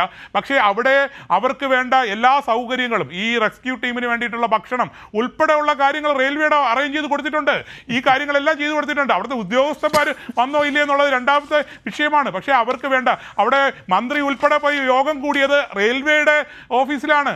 അവിടെ നിന്നാണ് ഇവർ തീരുമാനങ്ങൾ എടുത്തത്. ഇങ്ങനെയുള്ള എല്ലാ അടിസ്ഥാനപരമായിട്ടുള്ള വേണ്ട എല്ലാ സൗകര്യങ്ങളും റെയിൽവേ അവിടെ ഏർപ്പെടുത്തി കൊടുത്തിട്ടുണ്ടായിരുന്നു എന്നാണ് ഞാൻ മനസ്സിലാക്കുന്നത്. ഞാനവിടെ പോയിരുന്ന ഒരാളാണ്. അപ്പോൾ എനിക്കത് മനസ്സിലാക്കാൻ വേണ്ടി സാധിച്ചിട്ടുണ്ട്. അപ്പം അങ്ങനെയുള്ള പല കാര്യങ്ങളും അവിടെ ചെയ്തു കൊടുത്തിട്ടുണ്ട്. ഇതൊരു ഏകപക്ഷീയമായിട്ട് ഒരു ഡിപ്പാർട്ട്മെൻറ്റ് മാത്രമല്ല. നേരത്തെ ഇവിടെ സാറ് സൂചിപ്പിച്ചതുപോലെ എല്ലാ ഡിപ്പാർട്ട്മെൻറ്റും ആ പറയുന്ന വ്യക്തിയുടെ ആ ദാരുണമായ അന്ത്യം സംഭവിച്ച ജോയിയുടെ ജീവന് വേണ്ടിയിട്ട് എല്ലാവരും ഒരുപോലെ ഒത്തുപിടിച്ചിട്ട് പോലും നമുക്ക് അദ്ദേഹത്തിൻ്റെ ജീവൻ രക്ഷിച്ചെടുക്കാൻ വേണ്ടി സാധിച്ചിട്ടില്ല. കാരണം എന്താണ്? അവിടെയും എനിക്ക് തോന്നുന്നത് ഈ കോർഡിനേഷൻ നടത്തിയതിൽ ഒരു വീഴ്ച പറ്റിയിട്ടുണ്ട്. കാരണം ഈ ആള് അകപ്പെട്ടുന്ന സമയത്ത് നല്ല ഒഴുക്കുണ്ടായിരുന്നു, അടിയൊഴുക്കുണ്ടായിരുന്നു. അപ്പോഴും നമ്മൾ പരിശോധിച്ച് 2 ദിവസം അവിടെ പരിശോധിച്ചുകൊണ്ടിരുന്നത് റെയിൽവേയുടെ ഭൂമിക്കകത്താണ്. കാരണം എന്താണ്? റെയിൽവേയുടെ ഭൂമിക്കകത്തു നിന്ന് തന്നെ അദ്ദേഹത്തിൻ്റെ ബോഡിയോ കിട്ടണമെന്നുള്ള ആഗ്രഹം കൊണ്ട് അവർ അവിടെ മാത്രമേ പരിശോധന നടത്തിയുള്ളൂ, പുറമേ നടത്തിയില്ല. അദ്ദേഹം ഒഴുകിപ്പോയി. ഈ അടിയൊഴുക്ക് വഴി ഒരു പക്ഷേ അദ്ദേഹം ഒഴുകിപ്പോയി കാണും. അവിടെ പോയിട്ടായിരിക്കും ചിലപ്പോൾ അദ്ദേഹം മരണപ്പെട്ടിട്ടുണ്ടാകും. 1 കിലോമീറ്റർ അപ്പുറമാണ് അദ്ദേഹത്തിൻ്റെ ബോഡി ലഭിച്ചിരിക്കുന്നത്. അവിടെയും ഇവർക്ക് വീഴ്ചയുണ്ടായി. ഇല്ലെങ്കിൽ അവിടെ ഒരു നെറ്റ് കെട്ടാമായിരുന്നു. പല മാധ്യമങ്ങളും റിപ്പോർട്ട് ചെയ്തതാണ്. അവിടെ ഒരു നെറ്റ് കെട്ടി ഇതിൻ്റെ അതിർത്തിയിൽ ഇത് ഒഴുകിപ്പോകാതെ നോക്കാൻ പറ്റും. അവിടെ ഒന്നും നോക്കില്ല. റെയിൽവേയുടെ ഭൂമിയിൽ മാത്രം പരിശോധന നടത്തിക്കൊണ്ടിരിക്കുന്ന ഒരു സംവിധാനമാണ്. അവിടെ ഒരു പരാജയം പറ്റിയിട്ടില്ലേ? ഈ കോർഡിനേഷന് ഒരു പരാജയം പറ്റിയിട്ടില്ലേ? അപ്പോൾ അങ്ങനെ പരാജയമുണ്ടോ എന്ന് ചോദിച്ചാൽ നമുക്ക് പരാജയമുണ്ട് എന്ന് ചൂണ്ടിക്കാണിക്കാൻ പറ്റുന്ന നിരവധിയായിട്ടുള്ള ഘട്ടങ്ങളുണ്ട്. പക്ഷേ അവിടുത്തെ തൊഴിലാളികൾ, റെസ്ക്യൂ ടീം, ഫയർഫോഴ്സ്, നേവി ഇവരെല്ലാം വളരെ ആത്മാർത്ഥതയോടുകൂടിയാണ് ഈ നടപടികളെല്ലാം സൂചിപ്പിച്ചിരിക്കുന്നത്. പലതും അംഗീകരിക്കാൻ കഴിയില്ലെങ്കിൽ കൂടി പ്രതിപക്ഷ ബഹുമാനം എന്ന് അത്തരത്തിലൊരു വികാരം ഉള്ളത് കൊണ്ടാണ് ഇത്രയും പറയാൻ അങ്ങേക്ക് കഴിഞ്ഞതെന്നാണ് ഞാൻ വിശ്വസിക്കുന്നത്. ശ്രീ അംശു മഹാദേവൻ, ഇപ്പോൾ BJPയുടെ പ്രതിനിധി പറയുന്നത് തലയൂരാൻ നോക്കി എന്നാണ്. കോർപ്പറേഷൻ തലയൂരാൻ നോക്കി. ഞാൻ ആദ്യമേ പറഞ്ഞൊരു കാര്യമാണ്, ഈ സംഭവം നടന്നത് റെയിൽവേയുടെ സ്ഥലത്താണ്. സംഭവത്തിൽ ഉൾപ്പെട്ടത് റെയിൽവേ കരാറെടുത്ത കരാറുകാരൻ്റെ ജീവനക്കാരനാണ്. യഥാർത്ഥത്തിൽ കോർപ്പറേഷന് വേണമെങ്കിൽ കൈ കഴുകാമായിരുന്നു. അവിടേക്ക് മേയർ അടക്കമുള്ളവർ ഓടിപ്പിടിച്ച് അവിടെ എത്തേണ്ട ഒരു സാഹചര്യവും ഇല്ലായിരുന്നു. കാരണം റെയിൽവേ കരാറെടുത്ത കരാറുകാരൻ്റെ തൊഴിലാളിയാണ് അവിടെ അപകടത്തിൽപ്പെട്ടിരിക്കുന്നത്. പക്ഷേ അങ്ങനെയല്ലല്ലോ തിരുവനന്തപുരം കോർപ്പറേഷൻ ഈ വിഷയത്തെ കണ്ടത്. റെയിൽവേയുടെ ആളാണ്, റെയിൽവേയുടെ കൂലിത്തൊഴിലാളിയാണ്, അതുകൊണ്ട് ഞങ്ങൾക്കൊരു ഉത്തരവാദിത്വമില്ല എന്ന് പറഞ്ഞു ഒഴിയുകയല്ലല്ലോ ചെയ്തത്. ഈ സംഭവം പുറത്തറിഞ്ഞയുടൻ കോർപ്പറേഷൻ്റെ സംവിധാനങ്ങളല്ലേ, സംസ്ഥാന സർക്കാരിൻ്റെ സംവിധാനങ്ങളല്ലേ അവിടെ ആദ്യം ഓടിപ്പാഞ്ഞെത്തുന്നത്? തീർച്ചയായിട്ടും നീലിമ, ഇതിനകത്ത് ഞാൻ തുടക്കം മുതൽ അതാണ് പറഞ്ഞത്.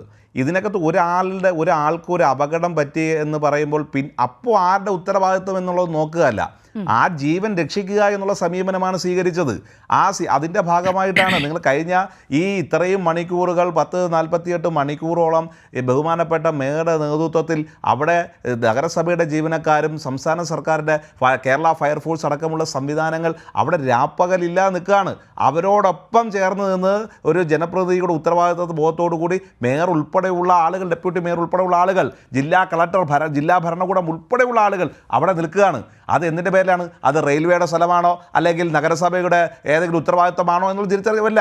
നമ്മുടെ ഒരു സഹോദരൻ്റെ ജീവൻ അതിനകത്ത് പെട്ടുപോയിട്ടുണ്ടെങ്കിൽ അത് രക്ഷിക്കുക എന്നുള്ള പരമപ്രധാനമായിട്ടുള്ള ഉത്തരവാദിത്വം മാത്രമേ എടുത്തുള്ളൂ. അത് വലിയ കാര്യമായി കാണുന്നില്ല അവിടെ മേയർ ഉൾപ്പെടെയുള്ള ആളുകൾ രാപ്പകൽ അവിടെ നിന്നത്. അത് ആ ഉത്തരവാദിത്വ ബോധം തന്നെയാണ്. പക്ഷേ അവിടെ നിശാന്ത് ഞാൻ ഒരൊറ്റ കാര്യമാണ് ചോദിക്കുന്നത്. ഇവിടെ നഗരസഭ തലയൂരാനല്ല ശ്രമിച്ചത്. നഗരസഭ ആ വിഷയത്തിനകത്ത് പോയി അതിൻ്റെ മെറിറ്റും ഡീമെറിറ്റും അപ്പം ചെയ്യാനല്ല നോക്കിയത്. അവിടെ നിന്ന് ആ ജീവൻ രക്ഷിക്കാൻ എന്ത് ചെയ്യാൻ കഴിയും നോക്കി. ബഹുമാനപ്പെട്ട മേയറും ഡെപ്യൂട്ടി മേയറും അവിടെ എത്തി ജില്ലാ ഭരണകൂടത്തെ ഈ വിവരം കൈമാറി ജില്ലാ കളക്ടറുമായി ഈ ഒരു കോർഡിനേഷൻ കമ്മിറ്റി ഉണ്ടാക്കി. അവിടെ തന്നെ അടിയന്തര യോഗം കൂടി ഫയർ ആൻഡ് റെസ്ക്യൂ ടീമിനെ കൊണ്ടുവന്നു. അതിനുശേഷം പിന്നെ അവരുടെ തന്നെ സ്കൂബ ഡൈവേഴ്സിനെ കൊണ്ടുവന്നു. അതുപോലെ തന്നെ ദുരന്ത നിവാരണ അതോറിറ്റിയുടെ സഹായം തേടാൻ വേണ്ടി ശ്രമം നടത്തി. അവസാനം നേവിയുടെ സഹായം വേണമെങ്കിൽ അതും അഭ്യർത്ഥിച്ചു. ഇങ്ങനെ ചെയ്യാൻ കഴിയുന്നതെല്ലാം ടെക്നോ പാർക്കിൽ ഒരു സ്റ്റാർട്ടപ്പിൽ നിന്ന് കൊണ്ടുവന്ന ഒരു റോബോട്ടിക് മെഷീൻ അത് കൊണ്ടുവന്നു. അവിടെ നിരവധിയായിട്ടുള്ള ആളുകൾ വന്നിട്ടുണ്ടല്ലോ. നിരവധിയായിട്ടുള്ള ഇപ്പോൾ ഡിവൈഎഫ്ഐ യൂത്ത് ബ്രിഗേഡ് അടക്കമുള്ള സാമൂഹ്യ പ്രതിബദ്ധതയുള്ള സംഘടനകൾ, ഡിവൈഎഫ്ഐ അടക്കമുള്ള സംഘടനകളുടെ പ്രവർത്തകർ അവിടെ വന്നു. ഇതിനുവേണ്ടി അതിനകത്ത് കക്ഷി രാഷ്ട്രീയം ഉണ്ടായിരുന്നില്ല, അതിനകത്ത് ഏതെങ്കിലും വകഭേദം ഉണ്ടായിരുന്നില്ല. ഈ വിവരം അറിഞ്ഞപ്പോൾ അതിന് സഹായിക്കാൻ തയ്യാറായിട്ടുള്ള ആളുകൾ, അവിടെ കൂടി നിന്ന ആളുകൾക്ക് പിന്നെ വെള്ളം വാങ്ങിച്ചു കൊടുത്ത ആളുകളുണ്ട്. അങ്ങനെ എല്ലാവരും ചെയ്ത് നടത്തിയൊരു പ്രവർത്തനമാണ്. അങ്ങനെ റെയിൽവേയുടെ ഒരു സ്ഥലത്ത് റെയിൽവേ കൊടുത്ത കരാറിൻ്റെ അടിസ്ഥാനത്തിൽ ആ കരാറുകാരൻ്റെ തൊഴിലാളി ഒരു അപകടത്തിൽപ്പെട്ടപ്പോൾ റെയിൽവേ എടുത്ത സമീപനം എന്താണ് നീലിമ? നിങ്ങൾ മാധ്യമങ്ങളെല്ലാം അവിടെ ഉണ്ടായിരുന്നല്ലോ. 1.5 ദിവസം കഴിഞ്ഞിട്ടാണ് എന്ന് പറയുന്ന റെയിൽവേയുടെ അഡീഷണൽ ഡിവിഷണൽ മാനേജർ ഒന്ന് കൊണ്ടരക്കിയത്.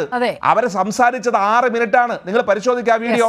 ആ 6 മിനിറ്റിൽ 4 മിനിറ്റും അവർ സംസാരിച്ചത് നഗരസഭ ഞങ്ങൾക്ക് നോട്ടീസ് നൽകിയിട്ടില്ല, ഇത് നഗരസഭയുടെ ഉത്തരവാദിത്വം എന്ന് പറയാനാണ്. പിന്നെ അവർ ആ 5ാമത്തെ മിനിറ്റ് അവർ ഉപയോഗിച്ചത് നിങ്ങൾ എന്ത് ചെയ്തു എന്ന് മാധ്യമപ്രവർത്തകർ ചോദിച്ചപ്പോൾ എന്ത് പറയാൻ, ഞങ്ങൾ എല്ലാവർക്കും ഭക്ഷണം വാങ്ങിച്ച് ഒരു നേരത്തെ ഭക്ഷണം വാങ്ങിച്ചു കൊടുക്കാനെന്ന് പറയാനാണ്. പിന്നെ 1 മിനിറ്റ് ആണ് അവർ പിന്നീട് നിങ്ങൾ അല്ലാതെ സംസാരിച്ചത്. അവിടെ വരണ്ടേ, അവിടെ നിന്ന് ഇതിനുള്ള എല്ലാ സഹായവും വാഗ്ദാനം ചെയ്യണ്ടേ? അപ്പോൾ അവർ പറഞ്ഞു ഞങ്ങൾ ഓഫീസിലിരുന്ന് കോർഡിനേറ്റ് ചെയ്യുകയാണെന്ന്. ജില്ലാ കളക്ടർക്ക് ഓഫീസിലിരുന്ന് കാര്യങ്ങൾ നിയന്ത്രിച്ചാൽ പോരെ? ബഹുമാനപ്പെട്ട മേയർക്കും ഡെപ്യൂട്ടി മേയർക്കും ഓഫീസിലിരുന്ന് കാര്യങ്ങൾ നിയന്ത്രിച്ചാൽ പോരെ? ബഹുമാനപ്പെട്ട ഈ ജില്ലയിലെ ചുമതലയുള്ള മന്ത്രി അവിടെ വന്നല്ലോ, ശിവൻകുട്ടി വന്നല്ലോ, അദ്ദേഹത്തിന് ഓഫീസിലിരുന്ന് നിയന്ത്രിക്കാൻ കഴിയില്ലേ? അപ്പോൾ നമ്മുടെ ഉത്തരവാദിത്വം എന്ന് പറയുന്നത് സഹജീവി സ്നേഹം എന്നുള്ളത് ഒരു പ്രധാനപ്പെട്ട കാര്യമാണ്. ആ ജീവൻ രക്ഷിക്കാൻ വേണ്ടി അവിടെ എത്തിയതാണ്. അതിനെ നമ്മൾ അങ്ങനെ കാണണ്ടേ? ആ റെയിൽവേയുടെ ഉത്തരവാദിത്തമാണോ നഗരസഭയുടെ ഉത്തരവാദിത്തമാണോ എന്നുള്ളത് പിന്നെ നമുക്കിതാ ഇന്നത്തെ ദിവസം മുതൽ നമുക്ക് ചർച്ച ചെയ്യേണ്ട കാര്യമാണ്. അതിനൊരു സംശയം നമുക്കില്ല. അത് ഞാൻ റെയിൽവേയുടെ ഉത്തരവാദിത്തം എങ്ങനെയാണെന്ന് ഇന്ന് കഴിഞ്ഞ ഇത്രയും ദിവസമായി മേയറും അതുപോലെ തന്നെ മന്ത്രിയും ഒക്കെ പറഞ്ഞിട്ടും ഇവർക്ക് എന്താണ് മനസ്സിലാവാത്തതെന്ന് എനിക്കറിയില്ല. നഗരസഭ കൈക്കൊള്ളേണ്ട നിയമപരമായിട്ടുള്ള മുഴുവൻ നടപടികളിലേക്കും പോയി. അവർക്ക് പ്രോസിക്യൂഷൻ നോട്ടീസ് അടക്കം കൊടുത്തു. ആ നോട്ടീസിന് പോലും മറുപടി നൽകാൻ കഴിയാതെ അവർ നിന്നപ്പോഴാണ് പ്രോസിക്യൂഷൻ നടപടി നടക്കുമെന്നുള്ളൊരു ഭയം വന്നപ്പോൾ ഒരു കരാറുകാരനെ പേരിന് വേണ്ടി ഏൽപ്പിച്ചത്. അപ്പോൾ ഒരു അപകടമുണ്ടായി. ആ അപകടമുണ്ടായപ്പോൾ ആ അപകടത്തെ സംഭവിച്ചു പോയതാണ്. ആ അപകടത്തെ അവരെ സംരക്ഷിക്കാൻ ഒരു നിലപാട് റെയിൽവേയുടെ ഭാഗത്തുനിന്നുണ്ടാവണോ? മറിച്ചെന്താ, ഞാൻ ആ ദിവസം മുതൽ മേയറോടൊപ്പം അവിടെ നിന്നിട്ടുള്ളൊരു ജനപ്രതിനിധിയാണ്. അവിടെ നിരവധിയായിട്ടുള്ള ജനപ്രതിനിധികൾ ഞങ്ങളോടൊപ്പം ഉണ്ടായിരുന്നു. അവരെല്ലാം അവിടെ നിന്നത് ആരാണ് അപ്പുറത്ത് നിൽക്കുന്നത് എന്നുള്ളതല്ല, ഏത് വിധേയനെയും ഈ പറയുന്ന ഈ മനുഷ്യനെ കണ്ടെത്തുക എന്നുള്ള പ്രവർത്തനത്തിൽ ഏർപ്പെട്ടുകൊണ്ടിരിക്കുമ്പോഴാണ് ഒരു ഇടിത്തി പോലെ ഞങ്ങളുടെ മുന്നിലേക്ക് വന്നിട്ട് ഈ ബഹുമാനപ്പെട്ട അഡീഷണൽ ഡിവിഷണൽ മാനേജർ പറയുന്നത് ഇത് ഞങ്ങളുടെ ഉത്തരവാദിത്തമല്ല, ഞങ്ങൾക്ക് നോട്ടീസ് കിട്ടിയില്ലാന്ന്. അപ്പോഴാണ് അതിനിടയിൽ നിന്നുകൊണ്ട് തന്നെ ബഹുമാനപ്പെട്ട മേയർക്ക് തിരിച്ച് മറുപടി പറയേണ്ട ഒരു സാഹചര്യം ഉണ്ടായത്. ചർച്ച വേറെ രീതിയിലേക്ക് മാറിപ്പോകേണ്ടി വന്നത്. യഥാർത്ഥത്തിൽ നമ്മൾ അതായിരുന്നില്ല അവിടെ ചർച്ച ചെയ്യേണ്ടത്. ഇത് റെയിൽവേ എന്താണ് മനസ്സിലാക്കാത്തത്? അതാണ് ഇന്ന് ഹൈക്കോടതി ചോദിച്ചത്. നിങ്ങൾ എന്താണ് ഇത് മനസ്സിലാക്കാത്തത്? നിങ്ങളുടെ മാലിന്യങ്ങൾ നിങ്ങൾ എവിടേക്ക് കൊണ്ടുപോകുന്നു? നിങ്ങൾ ശൂന്യാകാശത്തേക്ക് കൊണ്ടുപോകുന്നുണ്ടോ? ഇവിടെ നേരത്തെ പറഞ്ഞ് ഏതോ ആൾക്ക് കോൺട്രാക്ട് കൊടുക്കുന്നുണ്ടെന്ന്. അത് എവിടെ വെച്ച് കൊടുക്കും? എങ്ങനെയാണ് നിങ്ങൾ ഈ ലിക്വിഡ് വേസ്റ്റ് മാനേജ്മെൻറ്റ് ചെയ്യുന്നത്? നിങ്ങളുടെ ഹരമാലിന്യം നിങ്ങൾ എങ്ങോട്ടാണ് കൊണ്ടുപോകുന്നത്? ഇത് ഹൈക്കോടതി ഇന്ന് ചോദിച്ചപ്പോൾ റെയിൽവേക്ക് ഇപ്പോൾ റിപ്പോർട്ട് കൊടുക്കേണ്ടി വന്നിരിക്കുകയാണ്. അമിക്കസ് കൂടി വരുമ്പോൾ നിങ്ങൾ ചൂണ്ടി കാണിച്ചു കൊടുക്കണം. പക്ഷെ ആ ഉത്തരവാദിത്വത്തിൽ നിന്ന് റെയിൽവേ ഒഴിഞ്ഞു മാറുമ്പോൾ നഗരസഭ തലയൂരാൻ ശ്രമിക്കുന്നു എന്ന് പറഞ്ഞ വിഖണ്ഡവാദം എന്തിനാണ് BJP ഉന്നയിക്കുന്നതെന്ന് മനസ്സിലാകുന്നില്ല. അതിവിടെ ഒരു തരത്തിലും വിലപ്പോവില്ല എന്നാണ് മനസ്സിലാക്കുന്നത്. ശ്രീ പ്രതാപ് കുമാർ, താങ്കൾക്ക് കേൾക്കാമോ? അതായത് ഈ പ്രശ്നം ഉണ്ടായപ്പോൾ മുതൽ ഇത്തരത്തിൽ അപകടകരമായ ഒരു അവസ്ഥയിലേക്ക് ഈ തൊഴിലാളികളെ തള്ളിവിട്ട കരാറുകാരൻ അയാൾ എവിടെയാണ് എന്നുള്ളൊരു അന്വേഷണം നടക്കുന്നില്ല. ഈ കരാറുകാരനെ കേന്ദ്രീകരിച്ചൊരു അന്വേഷണം നടത്തുന്നില്ല. എങ്ങനെയാണ് ഈ ടെൻഡർ നടപടികൾ ഉണ്ടായതെന്ന് മനസ്സിലാകുന്നില്ല. ഒരു തരത്തിലുള്ള സുരക്ഷാ സംവിധാനങ്ങളും പാലിക്കാതെ ഇത്തരത്തിൽ കരാർ നൽകുകയും ഈ കരാർ ജീവനക്കാരനെ സംരക്ഷിക്കുകയും ചെയ്യുന്ന ഒരു നിലപാട് റെയിൽവേയുടെ ഭാഗത്തു നിന്നുണ്ടാകുന്നുണ്ട്. അത്തരത്തിൽ സംശയിക്കാൻ കഴിയുമോ? 100% സംശയിക്കാമല്ലോ. കാരണം ഇത്രയും നേരമായി ഇത്രയേറെ ലോക ശ്രദ്ധ മലയാളികൾ എവിടെയുണ്ടോ മുഴുവൻ പേരുടെയും ദൈനംദിന കാര്യങ്ങൾ മുഴുവൻ മാറ്റിവെച്ചിട്ട് ജോലിക്ക് വേണ്ടിയിട്ടുള്ള ഒരു പ്രാർത്ഥനയോടുകൂടി ലോകം കാത്തിരുന്ന ഈ സമയങ്ങളിൽ ഒന്നും തന്നെ ഇന്നയാളാണ് കരാറ് കൊടുത്തത് അല്ലെങ്കിൽ എടുത്തയാൾ അതിന്റെ കൺസേൺ ഓഫീസർ ഇന്നയാളിന്റെ ചുമതലയായിരുന്നു ഇന്ന കരാറുകാരനെ ഏൽപ്പിക്കുക എന്നുള്ളത് ആ വക ഭാഗങ്ങൾ ഒന്നുമേ നമ്മൾ ഇനി അത് പറയേണ്ട സമയം ഇതാണ്. ഈ വക കാര്യങ്ങളെല്ലാം വെളിച്ചത്തേക്ക് വരണ്ടേ? എന്ത് ധാരണയുടെ അടിസ്ഥാനത്തിൽ, എന്ത് എക്സ്പീരിയൻസിന്റെ അടിസ്ഥാനത്തിൽ, എന്ത് പ്രിക്കോഷന്റെ അടിസ്ഥാനത്തിൽ, എന്ത് സേഫ്റ്റി മെഷേഴ്സ് പാലിച്ചു എന്നുള്ള അടിസ്ഥാനത്തിൽ, എന്ത് അടിസ്ഥാനത്തിൽ, ആര് കൊടുത്തു, ആർക്ക് കൊടുത്തു എന്നുള്ളത് അവരുടെ ഫോട്ടോയെങ്കിലും ഒന്ന് കാണിക്കണ്ടേ? കാരണം അവരാ എന്ത് നിസ്സാരമായിട്ടാണ് ഒരു അപരിചിതനായ ഒരാൾ നമ്മുടെ കോമ്പൗണ്ടിലേക്ക് വന്ന് ഇത്രയും റിസ്ക് ഉള്ള ഒരു കാര്യം ചെയ്യുമ്പോൾ, ഫോർ എക്സാമ്പിൾ ഒരു കിണർ ഇറക്കൽ എല്ലാ വീടുകളിലും ആവശ്യം വരുന്ന ഒന്നാണല്ലോ. ഒരാൾ വന്നാൽ അയാളോട് പറയില്ല നമ്മൾ ഇന്ന തൊടികൾ ഇടിഞ്ഞു കിടപ്പുണ്ട്, അല്ലെങ്കിൽ നിങ്ങൾ സേഫ്റ്റി റോപ്പ് നിങ്ങളുടെ ധാരയിൽ ഉറപ്പിച്ച് കെട്ടിയിട്ട് വേണം ഇറങ്ങാൻ, അല്ലെങ്കിൽ വെള്ളം ഒരു മാറ്റിയതിനു ശേഷം ഇറങ്ങണം തുടങ്ങിയ പ്രിക്കോഷൻസ് എല്ലാം നമ്മൾ പറഞ്ഞു കൊടുക്കില്ലേ? അപ്പൊ ഏത് ജോലിക്ക് നമ്മൾ ഒരാളെ വിളിക്കുമ്പോഴും അതിന് അയാൾക്ക് ആവശ്യമായ സേഫ്റ്റി മെഷേഴ്സ് അത്യാവശ്യം പറയണമെന്നുള്ളതും പറഞ്ഞു ഉറപ്പാക്കിയിട്ട് വേണം ആ ജീവൻ പരീക്ഷിക്കാനായിട്ട് നിയോഗിക്കേണ്ടത്. ഇത് പരീക്ഷിക്കാൻ നിയോഗിച്ചെന്ന് വേണം പറയാം, പച്ചയ്ക്ക് തന്നെ പറയണം. കാരണം ഇത് അവർ ആ കൊടുത്ത കോൺട്രാക്ട് ഏറ്റെടുത്ത ആള് ഈ ജോലിക്കാരനെ കണ്ടുപോലും ഉണ്ടായിരിക്കില്ല. അല്ലെങ്കിൽ ഒരു ആമുഖം പറഞ്ഞു കൊടുക്കാമായിരുന്നു, ഇത് വർഷങ്ങളായി മനുഷ്യൻ സഞ്ചരിക്കാത്ത അല്ലെങ്കിൽ എയർ കോൺടാക്ട് ഇല്ലാത്ത ഏരിയയാണ്, നോക്കി വേണം പോകാൻ. എന്തെങ്കിലും തടസ്സം വന്നാൽ ഇന്ന ആൾ വഴി ബന്ധപ്പെടണം, എത്രയും പെട്ടെന്ന് ഞങ്ങളെ കോൺടാക്ട് ചെയ്യണം തുടങ്ങിയ കാര്യങ്ങളെല്ലാം തന്നെ ഒരു കരുതൽ എന്ന നിലയ്ക്ക് ഒരു കോൺട്രാക്ട് പാലിച്ചിരിക്കേണ്ടതാണ്. ഇനി ഈ കോൺട്രാക്ടർക്ക് കൊടുത്ത ഉദ്യോഗസ്ഥൻ അതിന്റെ പ്രൊസീഡിങ്സ് പാസ്സാക്കി ആയിരിക്കുമല്ലോ കൊടുത്തത്.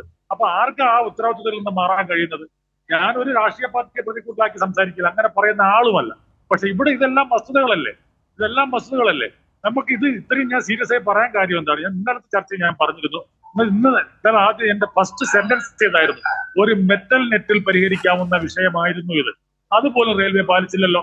അവരുടെ കോമ്പൗണ്ടിലേക്ക് വരുന്ന വേസ്റ്റുകൾ ആ വെള്ളം മാത്രം ഒഴുകി പോവുകയും മറ്റെല്ലാം അവിടെ നിൽക്കട്ടെ, കോർപ്പറേഷനോ പഞ്ചായത്തോ ആര് വേണോ അവർ മാറ്റിക്കൊള്ളട്ടെ, അവരുടെ ഏരിയയിലേക്ക് ഫിൽട്ടർ ചെയ്ത് പോകത്തക്ക രീതിയിൽ ഒരു മെറ്റൽ നെറ്റിൽ പരിഹരിക്കാമായിരുന്നു. അത് പോട്ടെ. ഞാൻ 2021 തിരൂർ സ്റ്റേഷനിൽ ജോലി ചെയ്താൽ ഇവിടുന്ന് പ്രൊമോഷനായി തിരൂര് പോകുമ്പോൾ അവിടെ 2 മാസമാണ് ആകെ ഞാൻ ജോലി ചെയ്തത്. അതിൽ 6 തവണ, അതായത് 6 ദിവസം 6 ഡ്യൂട്ടിയിൽ ഒരു ദിവസം 5 തവണ വരെ പോയത് പരപ്പനങ്ങാടി റെയിൽവേ സ്റ്റേഷൻ തീപിടിക്കാതിരിക്കാൻ നോക്കാനാണ്. നോക്കൂ, 24 മണിക്കൂർ ഡ്യൂട്ടിക്കിടയിൽ 5 തവണ ഒരു 25 കിലോമീറ്റർ ദൂരം പയറഞ്ചലിൽ പോയി. തിരൂരിൽ നിന്ന് 25 കിലോമീറ്റർ പോകണം പരപ്പനങ്ങാടിയിലേക്ക്. 25 കിലോമീറ്റർ ദൂരം പോയി ഒരു ദിവസം 5 ടൈംസ് അവര് വിളിക്കുകയാണ്, സാറെ കത്തിക്കേറി വരുന്നു, ട്രെയിൻ വരാറായി, ഗുഡ്സ് വരുന്നുണ്ട്, ഇങ്ങെത്താറായി, അങ്ങെത്താറായി. ഞങ്ങൾ പോകുന്നു, കെടുത്തുന്നു, തിരിച്ചു വരുന്നു. സ്റ്റേഷനിലെത്തി അരമണിക്കൂർ കഴിയുമ്പോൾ വീണ്ടും പരപ്പനങ്ങാടി റെയിൽവേ സ്റ്റേഷനിൽ വിളിക്കുകയാണ്. ഞാൻ എന്തിനാ ഇപ്പൊ ഇവിടെ പറഞ്ഞെന്ന് ചോദിച്ചാൽ, വിളിച്ചു, ഞങ്ങൾ എത്തി, സഹായിച്ചു, രക്ഷിച്ചു, പോന്നല്ലോ. ഒരു വാക്ക് പറയാൻ, ഒരു കുപ്പി വെള്ളം കൊണ്ടുതരാൻ, ഞാനാ വിളിച്ചതെന്ന് പറയാൻ, നിങ്ങൾ വന്നത് സഹായമായി എന്ന് പറയാൻ എന്നോട് ക്ഷമിക്കണം ബഹുമാനപ്പെട്ട BJP കൗൺസിലർ, ഒരു റെയിൽവേ ഉദ്യോഗസ്ഥൻ തയ്യാറായിട്ടില്ല എന്റെ എക്സ്പീരിയൻസിൽ. അല്ലെങ്കിൽ നിങ്ങൾ വന്നത് ഉപകാരമായി, അല്ലെങ്കിൽ നിങ്ങളുടെ ജോലിയാണെന്നൊക്കെ ആയിരിക്കും അവരുടെ ഭാഷ്യം. അങ്ങനെ എങ്ങനെ ജോലിയാവും? അവരുടെ പ്രോപ്പർട്ടിയിൽ ആരും കയറരുതെന്ന് ബോർഡ് വെച്ചിരിക്കുമ്പോൾ അവരുടെ സേഫ്റ്റി മാനേജ് ചെയ്യേണ്ട അവരല്ലേ? ഇൻസിഡന്റ് ഉണ്ടായാൽ നമ്മുടെ ജോലിയാ.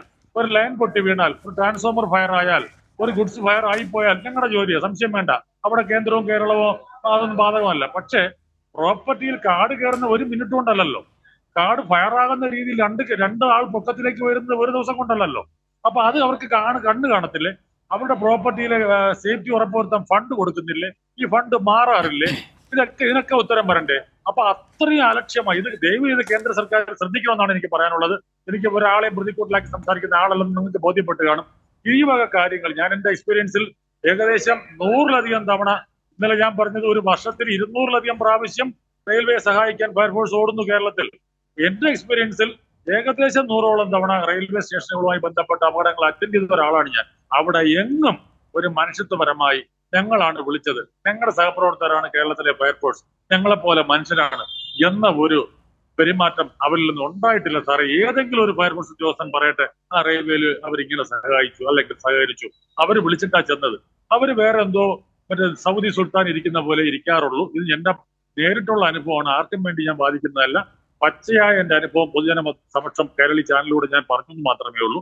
അതിൽ എന്ത് വികാരം ആർക്ക് തോന്നിയാലും അത് വസ്തുതയാണ് ഞാൻ പറഞ്ഞെന്നുള്ള രീതിയിൽ അത് എടുക്കണം പ്ലീസ്. അതാണ് എനിക്ക് പറയാനുള്ളത്. പ്രതാപ് സാർ പങ്കുവച്ച അതേ അനുഭവം തന്നെയായിരിക്കും ഈ 46 മണിക്കൂറിൽ നമ്മുടെ ആളുകൾ റെയിൽവേ സ്റ്റേഷനിൽ നേരിട്ടതെന്നാണ് മനസ്സിലാകുന്നത്. ഇപ്പോൾ ഒരു അമ്മയുടെ നെടുംതൂണായിരുന്ന മകനാണ് ഇല്ലാതായിരിക്കുന്നത്. ആ കുടുംബത്തിന് അമ്മയ്ക്ക് കൃത്യമായ ഒരു പരിരക്ഷയൊക്കെ ഉറപ്പാക്കേണ്ട ഒരു ഘട്ടം ആണ് ഇപ്പോൾ. കൃത്യമായി റെയിൽവേയെ കൂടി ഇതിൻ്റെ പരിധിയിലേക്ക് കൊണ്ടുവരണം. അവർക്ക് ഈ ഉത്തരവാദിത്വത്തിൽ നിന്നും ഒരു തരത്തിലും ഒഴിഞ്ഞു മാറാൻ കഴിയില്ല. ന്യൂസ് ആൻഡ് വ്യൂസ് അതിൻ്റെ അവസാന ഘട്ടത്തിലേക്ക് കടക്കുമ്പോൾ ആ കുടുംബത്തിന് കൈത്താങ്ങാകേണ്ട അധികൃതർ കൈത്താങ്ങാകണം എന്നതാണ് ന്യൂസ് ആൻഡ് വ്യൂസ് ഈ ഘട്ടത്തിൽ ആവശ്യപ്പെടുന്നത്. ശ്രീ നിശാന്ത്, നമുക്കറിയാം റെയിൽവേ വളരെ കൃത്യമായ ഒരു ഉത്തരവാദിത്വം ഈ ഘട്ടത്തിൽ കാണിക്കേണ്ടതുണ്ടെന്ന്. ഇന്ന് BJPയുടെ സംസ്ഥാന പ്രസിഡന്റ് കെ സുരേന്ദ്രൻ പറഞ്ഞത് 1 കോടി രൂപ സർക്കാർ നഷ്ടപരിഹാരം നൽകണം എന്നതൊക്കെയാണ്. സർക്കാർ തീർച്ചയായും അക്കാര്യത്തിൽ മന്ത്രിസഭായോഗം അക്കാര്യത്തിലൊക്കെ തീരുമാനമെടുക്കുന്ന ഒരു ഘട്ടമുണ്ടാകും. അത് ബന്ധപ്പെട്ടവർ അറിയിക്കുക കൂടി ചെയ്തിട്ടുണ്ട്. യഥാർത്ഥത്തിൽ റെയിൽവേക്ക് വലിയ ഉത്തരവാദിത്വമില്ലേ ഇക്കാര്യത്തിൽ? ഒരു വൃദ്ധയായ അമ്മയുടെ അവസാന പ്രതീക്ഷയാണ് പൊലിഞ്ഞു വീണ്ടിരിക്കുന്നത്. ആ മനുഷ്യത്വം മുന്നിൽ കണ്ടെങ്കിലും വലിയ ഒരു ഉത്തരവാദിത്വം റെയിൽവേയുടെ മുന്നിൽ ഉണ്ട്. അവർക്ക് ഈ ഉത്തരവാദിത്വത്തിൽ നിന്നും ഒഴിഞ്ഞു മാറാൻ കഴിയില്ല. പക്ഷേ റെയിൽവേ നഷ്ടപരിഹാരം നൽകണം എന്ന് നിങ്ങൾ എന്തുകൊണ്ടാണ് ആവശ്യപ്പെടാത്തത്? ഇത് കൂട്ടായ ഉത്തരവാദിത്തമാണല്ലോ, ഒരാളുടെ മാത്രം ഉത്തരവാദിത്തമല്ല, ഇത് കൂട്ടായ ഉത്തരവാദിത്തമാണ്. അല്ല, പക്ഷേ BJPയുടെ സംസ്ഥാന പ്രസിഡന്റ് കെ സുരേന്ദ്രൻ പറഞ്ഞത് സംസ്ഥാന സർക്കാർ നഷ്ടപരിഹാരം നൽകണം എന്നതാണ്. റെയിൽവേ ഇക്കാര്യത്തിൽ റെയിൽവേയുടെ ഉത്തരവാദിത്തത്തെക്കുറിച്ച് ആരും മിണ്ടുന്നില്ല. അല്ല, ഞാൻ ചോദിക്കട്ടെ, ഒരു സംസ്ഥാനത്ത് നടന്ന ഒരു അപകടം, ആ അപകടത്തിൽ ആ സംസ്ഥാന സർക്കാരിനൊരു ഇതുണ്ടല്ലോ, ആ കാര്യം നിറവേറ്റാൻ വേണ്ടിയിട്ടാണ് പറയുന്നത്. റെയിൽവേയുടെ കാര്യം റെയിൽവേക്കും ഇതിന് ഉത്തരവാദിത്തമുണ്ട്. അത് മാത്രമല്ല, ഇതിനകത്ത് വേറൊരു വിഷയമുണ്ട്. ഇപ്പോൾ നേരത്തെ ഇവിടെ ചൂണ്ടിക്കാണിച്ച ഒരു വിഷയം, ഇപ്പോൾ എന്താ പറയുക, കരാറുകാരനെ കുറിച്ച് അറിയില്ല, കരാറുകാരനെതിരെ നടപടിയെടുക്കുക. ആരാ നടപടിയെടുക്കണ്ടേ? ഇവിടുത്തെ സംസ്ഥാനത്ത് പോലീസ് എവിടെയാണ്? പോലീസ് സംവിധാനം എവിടെ? ആഭ്യന്തര വകുപ്പ് എവിടെയാണ്? ഈ വകുപ്പുകളൊക്കെ അദ്ദേഹത്തിന് എതിരെ നരഹത്യക്കെതിരെ കേസെടുക്കണം, അദ്ദേഹത്തെ അറസ്റ്റ് ചെയ്യണം, ഈ കരാറുകാരനെ എതിരെ നടപടിയെടുക്കണം. ഇത് നടപടിയെടുക്കേണ്ട സംസ്ഥാന സർക്കാരല്ലേ, സംസ്ഥാന ആഭ്യന്തര വകുപ്പല്ലേ? അവരെന്താ ചെയ്യാത്തത്? അപ്പോൾ എന്താ കരാറുകാരനെതിരെ നടപടിയെടുക്കാൻ ഇവിടുത്തെ സംസ്ഥാന സർക്കാരിന് എന്തെങ്കിലും ഭയമുണ്ടോ? അല്ലെങ്കിൽ അവരുമായിട്ട് എന്തെങ്കിലും ധാരണയുണ്ടോ? അല്ലെ, അങ്ങനെയൊന്നും അല്ലല്ലോ. അപ്പോൾ എത്രയും പെട്ടെന്ന് അവർക്കെതിരെ നടപടിയെടുക്കാനുള്ള കാര്യങ്ങൾ മുമ്പോട്ട് നീക്കണം. അതിന് പകരം റെയിൽവേ കുറ്റം പറയുന്നത്, നിങ്ങളെ റെയിൽവേ കുറ്റം പറയുന്നതിനോടൊന്നും ഞാൻ റെയിൽവേ ന്യായീകരിക്കാനോ ഒന്നുമല്ല ഉദ്ദേശിക്കുന്നത്. റെയിൽവേ മാത്രം പഴിചാരിക്കൊണ്ട് ഇതിൽ നിന്നും നഗരസഭയുടെയും സംസ്ഥാന സർക്കാരിൻ്റെയും ഭാഗത്ത് നിന്ന് മാറി നിൽക്കാൻ സാധിക്കില്ല എന്നുള്ള കാര്യമാണ് ഇവിടെ ഞാൻ സൂചിപ്പിക്കാൻ ആഗ്രഹിക്കുന്നത്. അല്ലാതെ റെയിൽവേക്ക് ഇതിലൊരു പങ്കുമില്ല എന്ന് ഒറ്റ കാര്യം ചോദിച്ചുകൊള്ളട്ടെ. ഈ റെയിൽവേയുടെ മാലിന്യ സംസ്കരണ സംവിധാനം എന്താണ്? ഈ ട്രെയിനുകളിൽ നിന്ന് എത്തുന്ന ബയോ ടോയ്ലറ്റ് വേസ്റ്റൊക്കെ എങ്ങോട്ടേക്കാണ് ഇവർ ഒഴുക്കി വിടുന്നത്? അവിടെ എന്തെങ്കിലും സംവിധാനം ഉള്ളതായി താങ്കൾക്ക് അറിയാമോ? എനിക്ക് അതിനെക്കുറിച്ച് വ്യക്തമായ ധാരണയില്ല. അത് റെയിൽവേയുടെ അധികൃതർ തന്നെ ചോദിക്കേണ്ടി വരും. അത് കൃത്യമായി ആമയിഴഞ്ചാൻ തോട്ടിലേക്ക് ഒഴുക്കി വിടുന്നു എന്നാണ് റിപ്പോർട്ടുകൾ പുറത്തു വന്നത്. മേയർ ആര്യ രാജേന്ദ്രൻ ചൂണ്ടിക്കാട്ടി അവിടുത്തെ ഒരു ടോയ്ലറ്റിൽ നിന്നും നേരെ ഓപ്പണിംഗ് കൊടുത്തിരിക്കുന്നത് ഈ ആമയിഴഞ്ചാൻ തോട്ടിലേക്കാണ്. അങ്ങനെ വസ്തുത നമ്മൾ വളച്ചൊടിക്കരുത്. മേയർ പറഞ്ഞാൽ നമുക്കത് വിശ്വസിക്കാൻ സാധിക്കില്ല. അതിന് വ്യക്തമായ തെളിവുകൾ ഉണ്ടെങ്കിൽ നമുക്ക് മേയർ വിഷ്വൽ സഹിതം ചൂണ്ടിക്കാട്ടിക്കൊണ്ടാണ്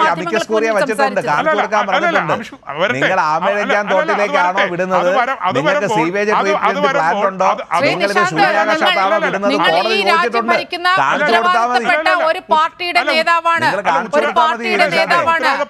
റെയിൽവേ കൃത്യമായി കേന്ദ്ര സർക്കാരിന്റെ പരിധിയിൽ വരുന്നതാണ്. അതുകൊണ്ടാണ് ചോദിക്കുന്നത്, ഇത്തരത്തിൽ ഒരു സംവിധാനം, മാലിന്യ സംസ്കരണ സംവിധാനം ഏതെങ്കിലും റെയിൽവേ സ്റ്റേഷനിൽ ഉണ്ട് എന്ന് താങ്കൾക്ക് പറയാനാകുമോ? നിശാന്ത്, ഇപ്പൊ ഹൈക്കോടതി ചോദിച്ചിട്ടുണ്ട് അതെന്താണ് ചെയ്യുന്നതെന്ന്. നിങ്ങൾ ശൂന്യാകാശത്ത് വിടുന്നുണ്ടോ? നിങ്ങൾക്ക് സീവേജ് ട്രീറ്റ്മെന്റ് പ്ലാന്റ് ഉണ്ടോ? നിങ്ങളിത് പുറത്തേക്ക് ഒഴുക്കി കളയുന്നുണ്ടോ? നിങ്ങൾ എന്താണ് ചെയ്യുന്നതെന്ന് ഈ അമിക്കസ് ക്യൂറിക്ക് കാണിച്ചു കൊടുത്ത് റിപ്പോർട്ട് കൊടുക്കാൻ വേണ്ടി ഹൈക്കോടതി പറഞ്ഞിട്ടുണ്ട്. അവർ കൊടുക്കട്ടെ. അതുകൊണ്ട് മേയർ പറഞ്ഞത് നിശാന്ത് വിശ്വസിക്കണ്ട. നിങ്ങളുടെ അഭിഭാഷകൻ, റെയിൽവേയുടെ അഭിഭാഷകൻ കൃത്യമായി കോടതിയിലുണ്ടായിരുന്നു. റെയിൽവേയുടെ അഭിഭാഷകൻ കൃത്യമായി കോടതിയിലുണ്ടായിരുന്നു. കോടതി ആവർത്തിച്ച് ചോദിക്കുന്നുണ്ട്, ഈ വേസ്റ്റ് എല്ലാം നിങ്ങൾ എങ്ങനെയാണ് ഡിസ്പോസ് ചെയ്യുന്നത്, ഖരമാലിന്യം നിങ്ങൾ എങ്ങനെയാണ് ഡിസ്പോസ് ചെയ്യുന്നത് എന്ന് ചോദിച്ചു. പക്ഷേ ആ അഭിഭാഷകന് മറുപടി ഉണ്ടായിരുന്നില്ല പറയാൻ. പക്ഷേ നഗരസഭയെ അത് നിശ്ചിതം വിമർശിക്കുകയാണ് ചെയ്തത്. അതിനാണ് കോടതി മറുപടി പറഞ്ഞത്.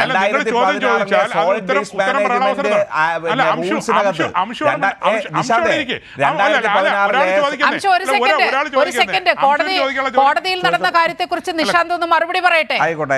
അല്ല, ഞാൻ പറയുന്നത് കോടതി ചോദിച്ചിട്ടുള്ള മറുപടി BJP എടുത്തല്ലോ, റെയിൽവേയുടെ അടുത്തല്ലേ.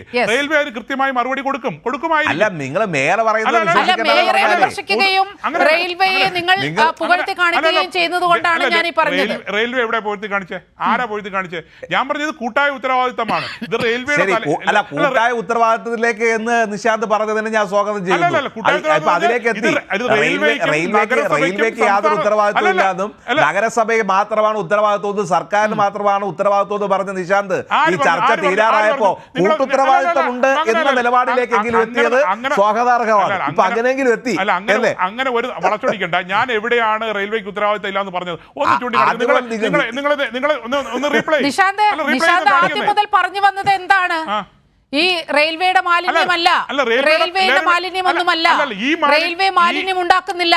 എവിടെന്നോ ഒഴുകി വരുന്ന വേസ്റ്റ് എല്ലാം ഈ തുരങ്കത്തിലൂടെ കടന്നു പോകുന്നു എന്നത് മാത്രമേ ഉള്ളൂ. ഈ 117 മീറ്ററിന്റെ ഉത്തരവാദിത്വം റെയിൽവേക്ക് ഇല്ല എന്ന് തന്നെയല്ലേ താങ്കൾ ചർച്ചയിൽ ഉടനീളം പറഞ്ഞുകൊണ്ടിരുന്നത്? തീർച്ചയായിട്ടും ഈ ഒഴുകിപ്പോകുന്ന മാലിന്യം നഗരത്തിന്റെ വിവിധ ഭാഗങ്ങളിൽ നിന്നും ഒഴുകി വരുന്ന മാലിന്യമാണ്. അവിടെ പോയവർക്കും അത് കണ്ടവർക്കും അത് കൃത്യമായി മനസ്സിലാകും. റെയിൽവേ മറ്റ് മാലിന്യങ്ങൾ എവിടെ സംസ്കരിക്കുന്നുണ്ടോ ഇല്ലേ എന്നുള്ളതാണ് അംസ്കർ ചോദിച്ചിരിക്കുന്നത്. അത് മറുപടി അവർ കൊടുത്തോളും, അത് കോടതിക്ക് അവർ കൊടുത്തോളും. ഞാൻ പറയണ കേൾക്ക്. ഒരു മിനിറ്റ്, നിങ്ങൾ അവിടെ മിണ്ടാതിരിക്കും, നിങ്ങൾ ബഹളം ഉണ്ടാക്കാതെ. അപ്പോൾ ഈ മാലിന്യം ഒഴുകി വരുന്നത് കൃത്യമായി അറിയാം. ബേക്കറി ജംഗ്ഷൻ മുതൽ നമ്മളെ RBIയുടെ അവിടെ നിന്ന് തുടങ്ങി വരുന്ന ഈ മാലിന്യം ഒഴുകി എവിടെയാണ് വരുന്നത്? കൃത്യമായി ഈ റെയിൽവേയുടെ ഇതിനകത്താണ് വരുന്നത്. അതാണ് ഞാൻ ചൂണ്ടിക്കാണിക്കാൻ ഉദ്ദേശിച്ചത്. അല്ല റെയിൽവേക്ക് ഇതിൽ പങ്കില്ലെന്നോ. അപ്പൊ നഗരസഭയുടെ നഗരപരിധിയിൽ നിന്നും ഒഴുകി വരുന്ന മാലിന്യം ഇതിനകത്തേക്കാണ് വരുന്നത്. ആ മാലിന്യം ഇതുവഴി ഒലിച്ച് പഴവങ്ങാടിയിലേക്ക് പോകുന്നു. അപ്പോൾ പഴവങ്ങാടി ഭാഗത്തും ഇപ്പുറത്ത് ഇന്ത്യൻ കോഫി ഹൗസിന്റെ ഭാഗത്തും നിങ്ങൾ പരിശോധിച്ച് നോക്കൂ, മാലിന്യം ഇല്ല. അവിടെയെല്ലാം വളരെ പരിശുദ്ധമാണ് എന്ന് നിങ്ങൾ പറയുകയാണ്, നഗരസഭ പറയുകയാണെങ്കിൽ ഞാനത് അംഗീകരിക്കാൻ തയ്യാറാണ്. ഞാൻ അതാണ് ചൂണ്ടിക്കാണിക്കുന്നത്. ഓപ്പറേഷൻ അനന്തയുടെ ഭാഗമായി നമ്മൾ കുറെ ദൃശ്യങ്ങൾ കണ്ടു ഇന്നലെ. നിഷാദ് ഒരു സെക്കൻഡ്. ഓപ്പറേഷൻ അനന്തയുടെ ഭാഗമായി ഈ ടണൽ ശുദ്ധീകരിച്ചപ്പോൾ ഒരു ഹിറ്റാച്ചി കടന്നു പോകുന്ന അത്രയും സ്പേസ് നമ്മൾ ഈ ഓടയ്ക്കകത്ത്, ഈ തുരങ്കത്തിനകത്ത് ഉണ്ടാക്കിയിരുന്നു. അതിന്റെ ദൃശ്യങ്ങൾ നമ്മൾ ഇതിലെ പുറത്തുവിട്ടതാണ്. പക്ഷേ നോക്കൂ, ഇത്തവണ ഈ സ്കൂബ ഡൈവേഴ്സിന് ഇറങ്ങാൻ അവരുടെ ഓക്സിജൻ സിലിണ്ടർ, ഓക്സിജൻ മാസ്ക് കൊണ്ടുപോകാൻ കഴിയുന്നില്ല. കാരണം ഈ മാലിന്യ മലയുടെ മുകളിൽ തട്ടി ഈ ഒരു ഓക്സിജൻ സിലിണ്ടർ പോലും മുന്നോട്ട് പോകാൻ കഴിയാത്ത സ്ഥിതിയാണ്. 2018 ഓപ്പറേഷൻ അനന്ത നടക്കുമ്പോൾ ഒരു മിനി ഹിറ്റാച്ചി കടന്നുപോയ വഴിയാണ് ഇത്. നഗരത്തിലെ മാലിന്യം പ്രോപ്പറായിട്ട് ഹാൻഡിൽ ചെയ്തിരുന്നെങ്കിൽ അത് ഇതിനകത്തേക്ക് വരില്ലായിരുന്നു, എങ്കിൽ ഇങ്ങനെ ഒരു അപകടം ഉണ്ടാവില്ലായിരുന്നു. അംശുവിന് പറയാം, കാരണം അദ്ദേഹം ഇപ്പോഴും നഗരസഭയെ മാത്രമാണ് കുറ്റം പറയുന്നത്. അത് നിഷാദിന്റെ ജോലിയാണ്, നിഷാദ് ചെയ്യട്ടെ. പക്ഷെ ഞാൻ പറഞ്ഞ ഒറ്റ കാര്യമേ ഉള്ളൂ. ഇന്നിപ്പോ പിന്നെ അമിക്കസ് ക്യൂറി ചോദിച്ചിട്ടുള്ള എന്താണെന്ന് നിഷാദ് അവസാനം പറഞ്ഞു. അവർ ഒറ്റ കാര്യം കൊടുത്തോളൂ, അവർ റിപ്പോർട്ട് കൊടുത്തോളൂ പറഞ്ഞു. ഇന്ന് കോടതി നിഷാദ് ഒരു മിനിറ്റ് കോടതി ചോദിച്ച ചോദ്യങ്ങൾ ഞാൻ ഒന്ന് ബ്രീഫ് ചെയ്ത് പറയുന്നത്. റെയിൽവേ ഭൂമിയിലെ മാലിന്യം നീക്കാനുള്ള പൂർണ്ണ ചുമതല റെയിൽവേക്കാണ്, കോടതി പറഞ്ഞാണ്. തിരുവനന്തപുരത്ത് റെയിൽവേ ഭൂമിക്കടിയിലൂടെയാണ് മാലിന്യ കനാൽ കടന്നു പോകുന്നത്. റെയിൽവേയുടെ ഭൂമിയിൽ കോർപ്പറേഷൻ എന്തെങ്കിലും ചെയ്യാനാവുമോ? കോടതി ചോദിച്ചാണ്. റെയിൽവേ ഭൂമിയിൽ മാലിന്യം കെട്ടിക്കിടപ്പുണ്ട്, ഇത് നീക്കാൻ റെയിൽവേക്ക് ഉത്തരവാദിത്തമുണ്ട്, കോടതി പറഞ്ഞു.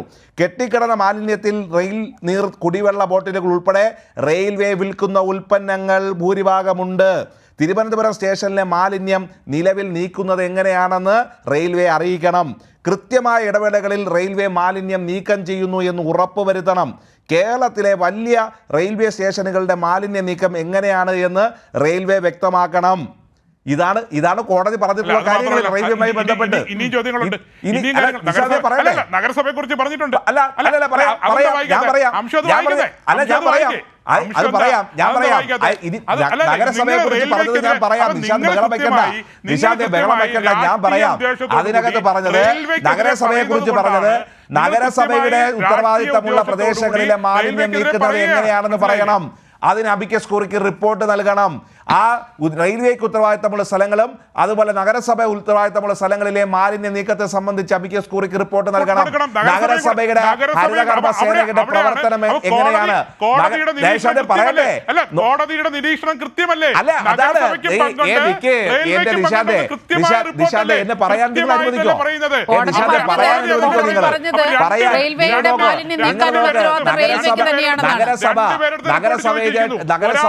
നഗരസഭ മാലിന്യം സംസ്കരിക്കുന്നത് എങ്ങനെ ഇവിടെ അറിയാം.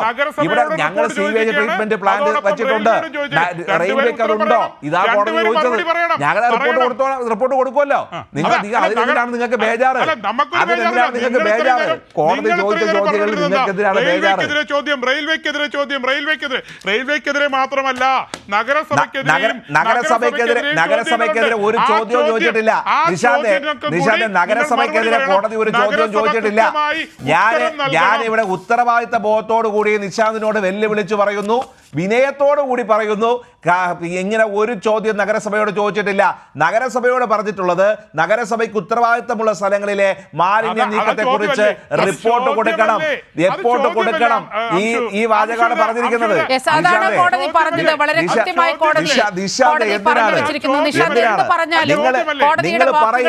രാഷ്ട്രീയമായി റെയിൽവേയുടെ അധീനതയിലുള്ള സ്ഥലമാണ്. അവിടെയാണ് അപകടം നടന്നിരിക്കുന്നത്. സർക്കാരിന്റെ മേൽ പഴിചാരി രാഷ്ട്രീയ ലാഭം കണ്ടെത്താനാണ് പ്രതിപക്ഷ കക്ഷികളടക്കം ശ്രമിച്ചുകൊണ്ടിരിക്കുന്നത്, BJP അടക്കം ശ്രമിച്ചുകൊണ്ടിരിക്കുന്നത്. റെയിൽവേയെ കൂടി ഈ വലിയ ഉത്തരവാദിത്തത്തിലേക്ക് കൊണ്ടുവരേണ്ടതുണ്ട്. അതിനുള്ള സമഗ്ര ചർച്ചയാണ് ന്യൂസ് ആൻഡ് വ്യൂസ് 1 മണിക്കൂർ നടത്തിയത്. ഈ ചർച്ചയിൽ പങ്കെടുത്ത എല്ലാ അതിഥികൾക്കും വളരെയധികം നന്ദി.